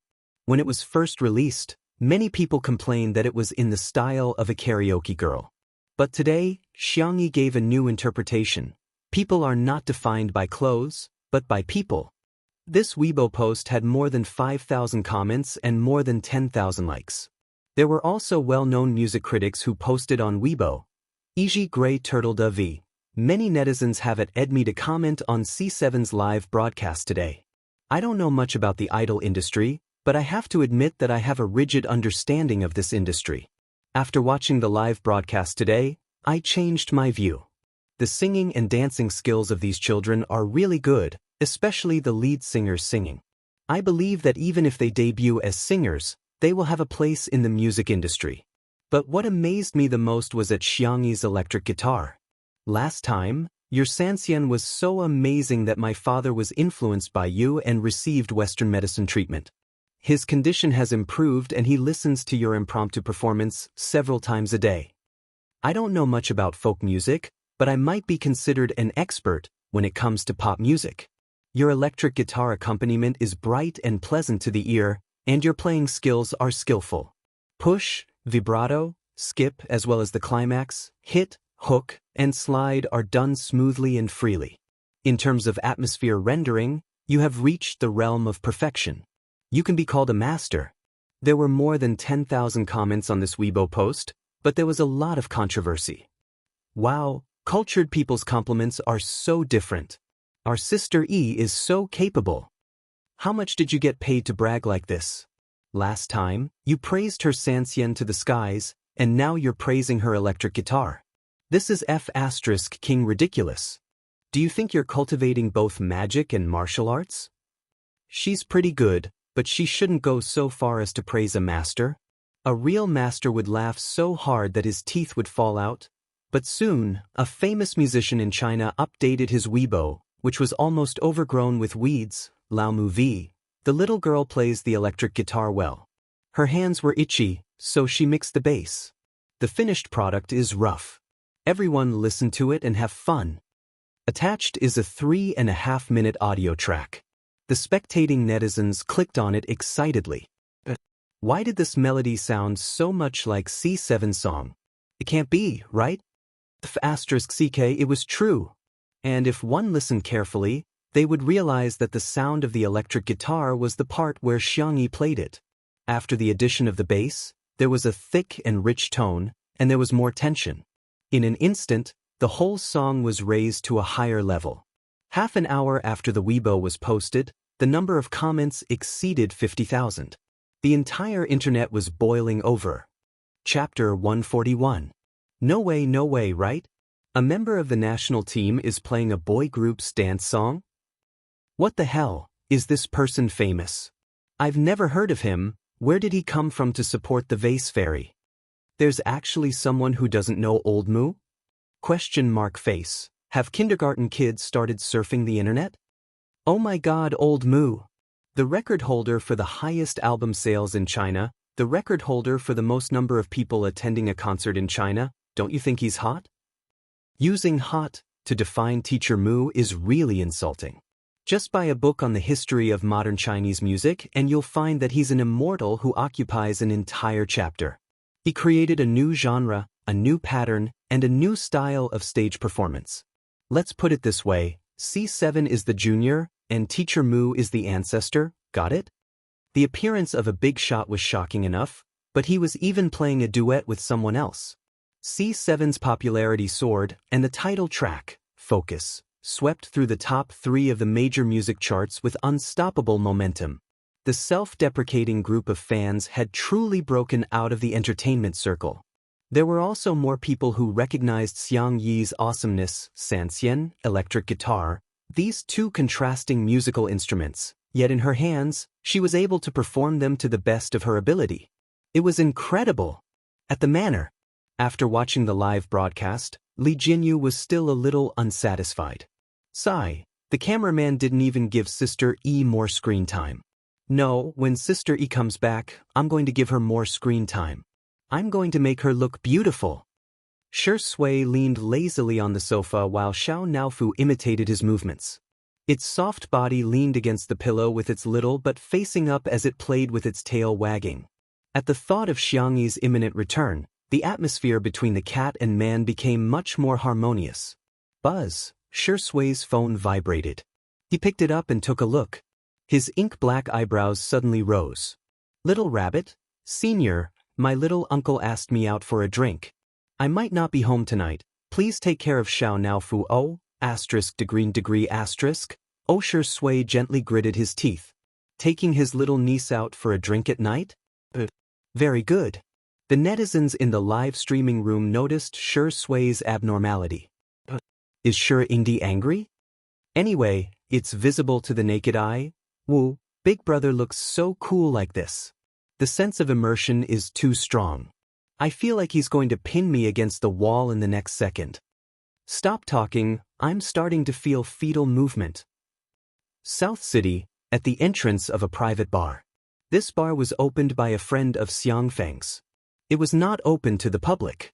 Basically, only people in their circle could enter. The privacy was excellent. Xiangyi opened WeChat. Just now, all the C7 brothers had added her as a friend and even created a small group. At this time, the group was at the top of the list. She clicked on it and saw that they were sharing screenshots of their Weibo fans. As they chatted, they even started a battle of emojis. She curled her lips, returned to the message board, and made a voice call to her uncle. In the bar, Xiang Feng poured a glass of dark liquid for his 3rd nephew, who had just returned to China, while answering a call from Xiangyi. Xiao Qi, try this 1982 red wine. Whose wine is bubbling? It's obviously cola. His sexy and gorgeous voice made one's ears go soft as soon as he opened his mouth. His burgundy shirt and tie had long been pulled to one side. The shirt was unbuttoned, accentuating his cold, fair, and attractive collarbones. Little Xiangyi, just come in, we're right here at the bar. Xiang Qi looked up and swept his sharp gaze over. Why did you call her here? He said coldly, what a bummer. Good night. Let me explain. When I say good night, it means that I've finished updating in the wee hours. The next update will be between 9 p.m. and 12 p.m. When I say good night, it'll be over. Thank you for your patience and love. Chapter 142. The atmosphere was a little tense. Xiangyi was silent for a few seconds on the other end of the phone before hanging up. Xiang Feng was anxious and scolded, Xiang Xiaoqi, how can you talk to your sister like that? Don't you know how happy she was when she heard that you were back in China? Happy? Xiang Qi raised his hand to brush away the long strands of hair on his forehead, revealing his handsome but gloomy eyes. Can't wait to see me make a fool of myself? Xiang Feng was speechless for a moment. Thinking of the ridiculous things Xiangyi had done in the past year, Xiang Feng really couldn't find the words to reprimand her. Xiang Qi was a well-known fashion designer who debuted at a young age. His designs for other brands were all on the runway of Fashion Week, and he had been preparing for his own personal show. After working hard for several years, he finally had a set of ready-made clothes called Winter Night. When he was preparing for the big show, Xiangyi wanted to show off, so she took a photo and sent it to a group of friends, which was then posted on the internet. As a result, Xiang Qi's work was plagiarized by another designer, and the show was held before Xiang Qi's. In the fashion industry, there was no way to explain things clearly. It could only be determined by the time the work was released. If Xiang Qi used the same work to hold a show, then plagiarism would become an unerasable shame in his career. However, Xianxia didn't think she was wrong at all. Instead, she blamed Xianxia for holding the show too late. She just wanted to help her brother promote it, so she sent it to the group. Xianxia was so angry that he tore up all his ready-made clothes and manuscripts. Because he had no inspiration, he couldn't design new works, so his personal show was cancelled and he was ridiculed by the fashion industry. He had been traveling around the world for the past few months. He was in a good mood when he returned home, but when he heard Xiangyi's name, he couldn't control his anger. My sister is different now. Xiang Feng tried his best to persuade Xiangqi. If you don't believe me, ask Xiang Xiaoyu. He has the most right to speak. Those were his words. Xiang Feng said and dialed Xiang Yu's cell phone, but no one picked up. Xiangqi looked at him coldly. Why are you being so fierce? Xiang Feng weakly changed the number of the esports base. This time, someone picked it up, and it happened to be Xiang Yu's teammate. Looking for Smog? Ahem, when he came back from filming the variety show, we showed him the replay of the part where he stroked the cat, and then he shut himself off and locked himself in the training room for a few days. His phone was turned off, and he didn't log into his social media account. After reuniting with his little sister, the high-spirited esports god who pretended to be cold and aloof was instantly petrified when he saw the video of himself burying himself in Xiao Naofu's belly, kissing and sucking like an idiot. Especially when he found out that millions of netizens had seen the video, his persona was gone, his face was gone, and so was their chance to meet on the spot. The corner of Xiang Feng's mouth twitched. Okay, then when he's not autistic anymore, have him call me back. Yes, uncle. After hanging up the phone, Xiang Feng smiled sheepishly at his third nephew. Xiaoqi, you see, this is an unavoidable factor, Xiangqi snorted coldly. He elegantly picked up the wine glass and swirled it around. Only when he drank it did he realize that it was cola. His movements stiffened slightly, and his expression didn't change as he tasted cola. It could be said that he was very stubborn. Xiang Feng scratched his head and said, "It's really different. My little sister cooked for me and it was delicious." Xiangqi's eyes lit up. He suppressed his emotions and said casually, "Forget it, let her come in." "But my little sister said she didn't want to disturb you and has already left." Xiangqi? Chapter 143. At the manor. By the time Xiangyi returned, it was already past 9 in the evening. Through the huge floor-to-ceiling windows, she could see everything in the living room. The handsome best actor was leaning on a rattan chair by the window, reading a book in his hand. The white and soft kitten was snoring on his lap, sleeping soundly. Xiangyi felt an inexplicable warmth in her heart. In fact, her brothers and family had doted on her since she was a child, but everyone was too busy to spend time with her. She had a lot of love, but she also had a long period of loneliness. During the most sensitive period of her adolescence, Xiangyi would secretly cry because no one waited for her at home after school. Later, when she thought about it, she always found it funny. But at this moment, Xiangyi suddenly felt very steady and stable. The regrets of the past had finally been made up for perfectly. So this was what it felt like to have someone waiting for you at home with a light on. Shui, who was by the floor-to-ceiling windows, seemed to have sensed something. He looked up, and the golden mirror chain swayed slightly in the air with his movements. Under the soft street lights in the garden, a slender and fair girl stood foolishly in the same place. She had changed into a cotton daisy floral dress and a thin apricot-colored knitted sweater. She looked obedient and soft. The two looked at each other for 2 seconds. The girl quickened her pace and ran straight to the villa. Shui pushed his glasses up with his fingers, and the corners of his mouth curled into a happy smile. He picked up the stupid cat, Xiao Naofu, and threw it behind the trash can. Xiao Naofu opened his eyes in a daze, his face blank. Xiangyi?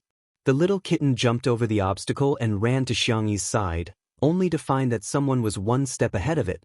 "Senior, I'm back." Have you had dinner?" "Not yet. Where are you and Xiao Naofu?" Xiangyi changed her shoes at the entrance. "I suddenly feel like eating instant noodles." Instant noodles were just SOSO, but they were a magical food that one would miss after a while. "Rest for a while, I'll cook." Xianxia was stunned. Shui looked a little helpless. Teacher Xianxia, I still have some culinary skills. Xianxia was slightly embarrassed. I'm not doubting your ability. I'm just a little surprised. Senior, please don't call me teacher. It sounds weird. Then what should I call you? Pretty sister? Celestial in a bottle? Punk sister-y? Xianxia had a bad feeling about this. Senior, you didn't watch my live stream, did you? Shui raised her eyebrows in tacit agreement. Not only did she watch it, but she also watched it in front of millions of netizens. Meow. Meow meow meow. Xiao Naofu circled around Xiangyi's feet. Xiangyi hurriedly picked up the kitten. Xiao Naofu rubbed and arched in Xiangyi's arms aggrievedly, its meaty cat paws patting the softness under Xiangyi's collarbone. It was very human-like, as if it was complaining. Shui narrowed her eyes slightly, a sense of danger faintly spreading out. What's wrong, Xiao Naofu? Are you hungry? Xiangyi touched its belly. It was round and bulging, so it probably wasn't hungry. Xiao Naofu looked at Shui with teary eyes, then buried its head in the girl's arms and whined in an aggrieved voice. Meow. Shui didn't say anything. Xiangyi gently coaxed, You mean, Senior bullied you? Don't misunderstand him, he's very, very nice. Xiao Naofu? Its cat eyes widened in shock. Shui chuckled and turned to enter the kitchen. Behind her, the girl's flattery could be heard. Look, Senior even entered the kitchen. He can take care of a cat and cook. What a godly man. Chapter 144. 10 minutes later, Xiao Naofu was nestled miserably in the luxurious 3-story cat villa, facing Xiangyi with its round butt. I'm no longer that stupid woman's favorite little baby. I'm not happy. Angry. Unbeknownst to him, Shui was the white moonlight of Xiangyi's youth, and Xiangyi was also his current fan. She had a double filter, so of course, she would see Shui in whatever way she saw him. On the dining table, a pot of instant noodles with ham, eggs, and vegetables emitted a fragrant aroma, paired with 2 side dishes. In this quiet and warm night, it made one's appetite explode. Xiangyi took a bite and praised, Senior, you're the god of cooking in the instant noodles world. Xiao Naofu in the cat villa, Boo-hoo, you're actually praising this stinky man. You don't know how bad he is. Shui chuckled. Little rabbit, you're quite sweet. Xiangyi, don't call me by my nickname. Why don't we make an exchange? The man slowly filled a bowl for himself. I won't call you by your nickname and you won't call me Senior. Then, what should I call it? A name is fine. Xiangyi was a little conflicted. But, during the live broadcast, the netizens will probably think it's impolite, right? Will they? Shui looked at her innocently and said patiently, Then, what do you think it should be called? The director calls you Daddy Shui, or should I call you Brother Shui or Brother Shui? Shui said leisurely, Then should I wish you a happy birth? A happy birth was often used to congratulate people on having a boy. Xiangyi's ears turned red. That's not how you use that word, right? It sounded like Director Li had become her and Shui's son. Shui said calmly, It's just a lame joke. Oh, I see. It was indeed quite cold. In the cat villa, Xiao Naofu licked its paws in disappointment. Stupid woman. He's deliberately taking advantage of you. There was no good man in this world. Sob. Why aren't you coaxing me yet? You have to coax me once. No, you have to coax me twice before this who cares about you. The Xiang family did not have the rule of not talking while eating, so Xiangyi naturally began chatting with Shui. Have you ever felt like crying all of a sudden? For example, when you return to an empty room and it's raining heavily on the way home and other mothers are chasing after their children and beating them up. Shui stared at her quietly and asked softly, Are you sad because of something? Xiangyi thought that she had adjusted her emotions well, but because of Shui's words, she felt a little sour at the tip of her nose. She thought she was strong enough. However, because of Xiangqi's words, they would still flee in discomfort. Because he had obtained it before, it was especially painful when he lost it. Perhaps it was because the night was too gentle, or perhaps it was because she never put up her guard against him. Xiangyi unconsciously spoke her mind. I'm hated by my brother. Sui's thin lips moved slightly. He wanted to comfort her, but he realized that he did not have any experience in comforting people. I'm just sad for a while. Xianxia smiled. But don't you know how to coax girls? Sui's eyes were gentle. I really don't know how to.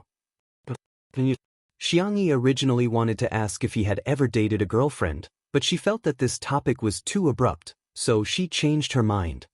Then I'll teach you how to coax people. She took out a candy and leaned over to Shui. This is an omnipotent artifact. The next second, a big warm hand covered the top of her head and gently rubbed it a few times. Is this coaxing okay? Chapter 145. The warm lights softened the man's chiseled face, and she was the only one in his eyes. The warmth of the man's fingers spread to her, and the air became sticky and ambiguous. Whoosh! Xiangyi's milky white little ears were dyed crimson in disappointment.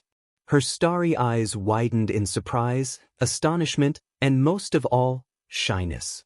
Our sister you've worked hard today too. Shui lowered his voice and coaxed patiently, Big brother won't hate you, he's just being difficult with you right now.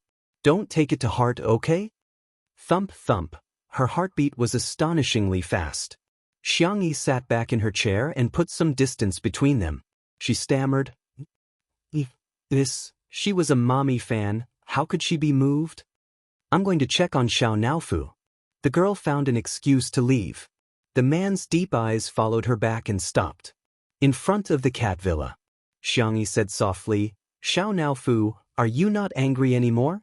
Come out and drink milk, okay? Xiao, I'm not listening. But its tail wagged honestly. Xiangxia continued to coax, I'll buy you a bell tomorrow, okay? Big Tiger likes it the most, it's super pretty. Xiao's ears twitched and it turned its face. Meow, this who doesn't want to walk on its own, it wants to be hugged. Xiangxia understood and carried the soft white kitten out. She made some goat milk powder for it. Xiao licked a few times, then raised its chin and looked at Shui provocatively. She still likes this hoo the most. A certain actor gently snorted and said lazily, I've been hugging Xiao for too long today, my hands are a little sore, can you get me a glass of water?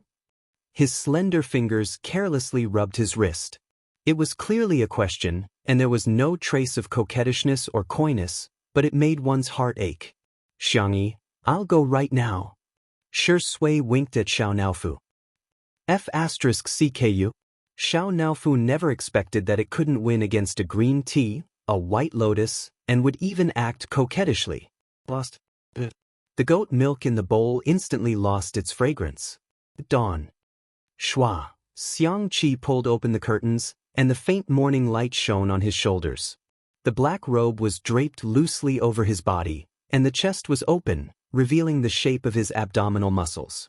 There were faint dark circles under his eyelids. He had stayed up all night and watched two under one roof. Although he wasn't too sure, his younger sister seemed to have returned. He wanted to confirm it himself. A trace of a smile slowly appeared on his cold and handsome face. Xianxia dialed his uncle's number. After a while, the call connected. Xiangfeng's weak and sleepy voice came through. Third brother, I didn't even have a problem with you calling me at 2 in the morning.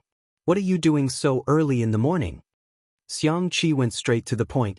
I want to be on that woman's variety show. Arrange it for me. Which woman? Who do you like? If you talk to me about this, I won't be sleepy anymore. 2 under one roof. But I heard that there will be guests later. Xianxia app was a company under Xiangfeng's name and was considered the biggest partner of 2 under one roof. Xianxia said coldly, What kind of overbearing so are you? Don't you know how to cut in line? Xiangfeng, percent at *++. He took a deep breath and told himself that this was his nephew, his biological brother. Okay, I'll arrange it for you, but you have to promise me that you won't bully your sister. It's none of your business. The call was mercilessly hung up. Anwan, who was already procrastinating, was now addicted to mobile games, making her already late update even worse. Good night. Chapter 146. A few days later, on Friday. When Li Jinyu returned from his run, Xianxi's swordsmanship was almost done. He immediately went forward to serve her tea and a towel like a little maid. It could be said that he was the ultimate lackey. Xianxia. Director Li, you really don't have to be so polite. Please don't. You can just call me Xiao Li. Li Jinyu said a few words and took out his phone to surf the web. Not long after, the garden began to echo with his goose-like voice. Pa. Chen Mian has screwed up. Li Jinyu blabbered. It's that director of Heartbeat. The netizens dug up his plan to encourage fans to raise funds and donate money to compete for the ranking of the livestream. In the end, there was an internal problem and someone ran away with the money. We can't even catch up with them. The fans were definitely unhappy that such a thing happened. Chen Mian wanted to cover it up at first, but he underestimated the fighting power of the fans. After a night of fermenting, he successfully became the #1 trending topic. Heartbeat was only broadcast on weekends. Now, the official Weibo had issued a notice that this week's livestream had been cancelled due to technical problems. Anyone with a discerning eye could tell that the show would either have to change the director or be done for. Xianxia, the fans are the ones who suffer the most. They want to do their best for the person they like, but they are trampled on just like that. That's true. Li Jinyu sighed. His phone suddenly vibrated. He answered a few calls and said dejectedly, "It's over, it's over. Is it because I'm gloating? Is this retribution from the heavens? The VIP guest we agreed on has to be changed." That VIP guest had worked with Shui before and won the Best Actress award. She had a very high status and only agreed to come on account of Shui. Li Jinyu couldn't say anything. Of course, it was mainly because he didn't dare to. It wasn't easy to change the guest at the last minute. All aspects had to be coordinated and it also depended on whether the other party was willing to save the day. Li Jinyu made up his mind. Sister E, why don't you cook for 2 days? And show off Tai Chi and swordsmanship? By the way, do you know calligraphy? And talisman drawing and whatnot? Xianxia raised her eyebrows. Why don't you let Xiao Naofu spit fire and jump in circles of fire? Or jump while spitting fire? Li Jinyu was ecstatic. Xiao Naofu can do this. What do you think? Understood. It turned out that Sister E also knew how to make people happy. Jokes aside, Xianxia was still trying her best to help him, but she didn't know as many people in the industry as the cameraman and lighting technician. She checked her friends list and asked, "Can I ask Jiangchen?" That's right. Jiangchen isn't recording Heartbeat this week. His schedule should be free. I asked. Jiangchen said he has time. So do the others from C7. Tomato Entertainment attached great importance to C7. Jiangchen and the others had used the recording to threaten Sister Ling. Sister Ling's attitude had changed 180 degrees, and she had helped them plan their long-term development. She didn't accept any commercial performances, and the boys were now wholeheartedly preparing their new album. However, there should be enough time for a day of variety shows. Li Jinyu looked at Xianxia as if he was looking at a treasure. Okay, let them come. Coincidentally, Shui also came out for her morning exercise. She was dressed in black sportswear, which made her skin look even paler. What are you guys talking about? Li Jinyu excitedly said, Sister E invited the beautiful brothers to come on our show. Shui, huh? 7 beautiful brothers. As expected of our Sister E. Shui's eyebrows twitched. Chapter 147. Li Jinyu lived on Weibo, Melon forums, and various gossip apps all year round, so he knew exactly what netizens were interested in. Daddy sure, think about it. The younger brother who is picking fruits looks at the camera with a shy and cute smile, asking the audience whether the fruit is sweeter or him. The younger brother who is working hard in the fields lifts the hem of his t-shirt to wipe his sweat, revealing his abs and Apollo's belt. The younger brother who is controlling the drone is so hot that he directly pours a bucket of water over his head. His clothes are wet and sticking to his young and thin body. Shui's face was indifferent. Heh, isn't he sweet? Doesn't he have abs? Doesn't he have Apollo's belt? The more Li Jinyu thought about it, the more excited he became. One is exciting enough. And there are 7 of them. F*ck, I want to transmigrate into Sister Yi's body and experience what it's like to have a harem. Xianxia, what kind of dangerous speech is this? Okay, I'm going to discuss it with the cameraman. Li Jinyu left happily, completely unaware of a certain actor's strange behavior. Xianxia did a few stretches and was about to take a shower when she turned around and found Shui was still standing there, as if he hadn't moved at all. Brother Shi. The man's peach blossom eyes fell on her. His eyes were deep and unfathomable. Are you close to Jiangchen? Why would Zai Zai suddenly ask her this? Xianxia looked innocent. It's okay, we haven't known each other for long. To be precise, they only met at the annual meeting. Shui nodded slightly, turned around, and walked towards the living room. Xianxia was puzzled. Aren't you exercising?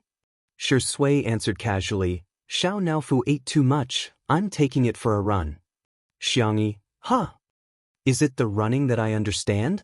Poor Xiao Naofu was sleeping soundly in its soft cat bed, but it was dug out by a pair of slender hands. It blinked its cat eyes in a daze and said in a soft voice, Meow? Shui, kittens that don't run should be neutered. Xiao Naofu? Saturday morning, 6 o'clock. The 7 teenagers in the white van set off from Tomato Entertainment's dormitory. Captain, doesn't the recording start at 9 o'clock? Jiangchen yawned. His eyes were watery. The captain of C7, Xianxia, said earnestly, You guys don't understand. I specially made a video clip of my sister. Her breakfast is especially delicious. The eyes of a group of boys who usually didn't have enough to eat lit up. Wow. Sister knows how to cook? How outstanding. Is there anything I can't do? Big sister must be a little fairy who has descended to the mortal world to undergo a tribulation. Jiangchen was speechless.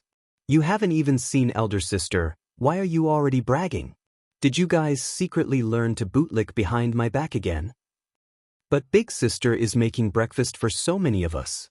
Isn't it very tiring? Someone said weakly, and the boys all fell silent. A few seconds later, Jiangchen raised his hand and said, We can each take one bite. One bowl is enough. Hearing this, Xianxia spared no effort in praising. Qinchin, you're really a clever little devil. Everyone clap. Clap, clap, clap. The atmosphere was lively and harmonious. Jiangchen lowered his cap, but he couldn't hide the smile on his face. The van stopped at the entrance of the manor. The 7 boys looked at the towering iron gate and exclaimed in unison. Suddenly, the sound of brakes came from behind. Everyone turned around and saw an extremely flashy red sports car. Chapter 148. Wow, I've seen this sports car in a magazine before. It's a global limited edition. The lead singer, Tian, was particularly interested in cars. His throat rolled as he drooled. Whoosh! The door opened and a tall figure got out of the car. He was about 188 centimeters tall, with excellent proportions and a high waistline. Visually, his legs were 2 meters long, and he could walk on the runway at any time. His camel-colored trench coat was very stylish, with a white shirt and beige trousers underneath. From his sunglasses to his cufflinks, everything was exposed, high class. The 7 boys were dumbfounded. Xianxia was the first to react. He took the lead and bowed to the man. Greetings, senior. We're Sizun. The group of younger brothers bowed 90 degrees like frightened quails. Xianxia took off his sunglasses, revealing his slender phoenix eyes that curved outwards, exuding the aura of a rich playboy. He scanned the boy's attire and opened his mouth in an unfriendly manner. Heh, your taste is worrying. C7. They felt like they were being despised, but somehow, they felt like they were being despised. Jiangchen was, after all, the most experienced member of the small group. He hesitated before carefully asking, Are you Senior Hades? Hades originally meant the king of the underworld in ancient Greek mythology, but now this name represented a legend in the Chinese fashion industry. His debut work, Alice in Wonderland, was featured in Fashion Week. He was the youngest person in history to win the Muse Award, the highest Western fashion design award. His clothing line had set a record for annual sales both offline and online. In the entertainment circle, even A-listers would fight to borrow the clothes he designed. Jiang Chen was lucky enough to wear a retro suit made by Hades himself. His fans praised him for more than a month before they stopped. Xianxia responded perfunctorily, a little unhappy, "Are you today's guests? Why are there so many people?" Xianxia explained, "Because Senior Tang changed his schedule at the last minute. We're here to make up the numbers, right? Okay, got it." He sounded very impatient. Xianxia asked timidly, "Senior, are you a guest too?" He didn't seem to have heard the program crew mention that Hades was coming. Xianxia sneered, "What? Haven't you seen anyone who brings money into the crew?" "I've seen people who brought money into the production team, but I've never seen anyone as arrogant as you." Xianxia put on his sunglasses again and took a step forward with his long legs. It was as if he was walking on the wind, just like a model. A few boys followed behind him timidly, as if they were a big boss with a group of underlings. After walking through the door, Big Boss Xianxia suddenly stopped in his tracks. The lackeys were so frightened that they stopped in their tracks. Jiang Chen tugged at Xianxia's sleeve secretly. Xianxia thought, "Why are you pulling me? I'm scared too. Later, when it's time to eat, if any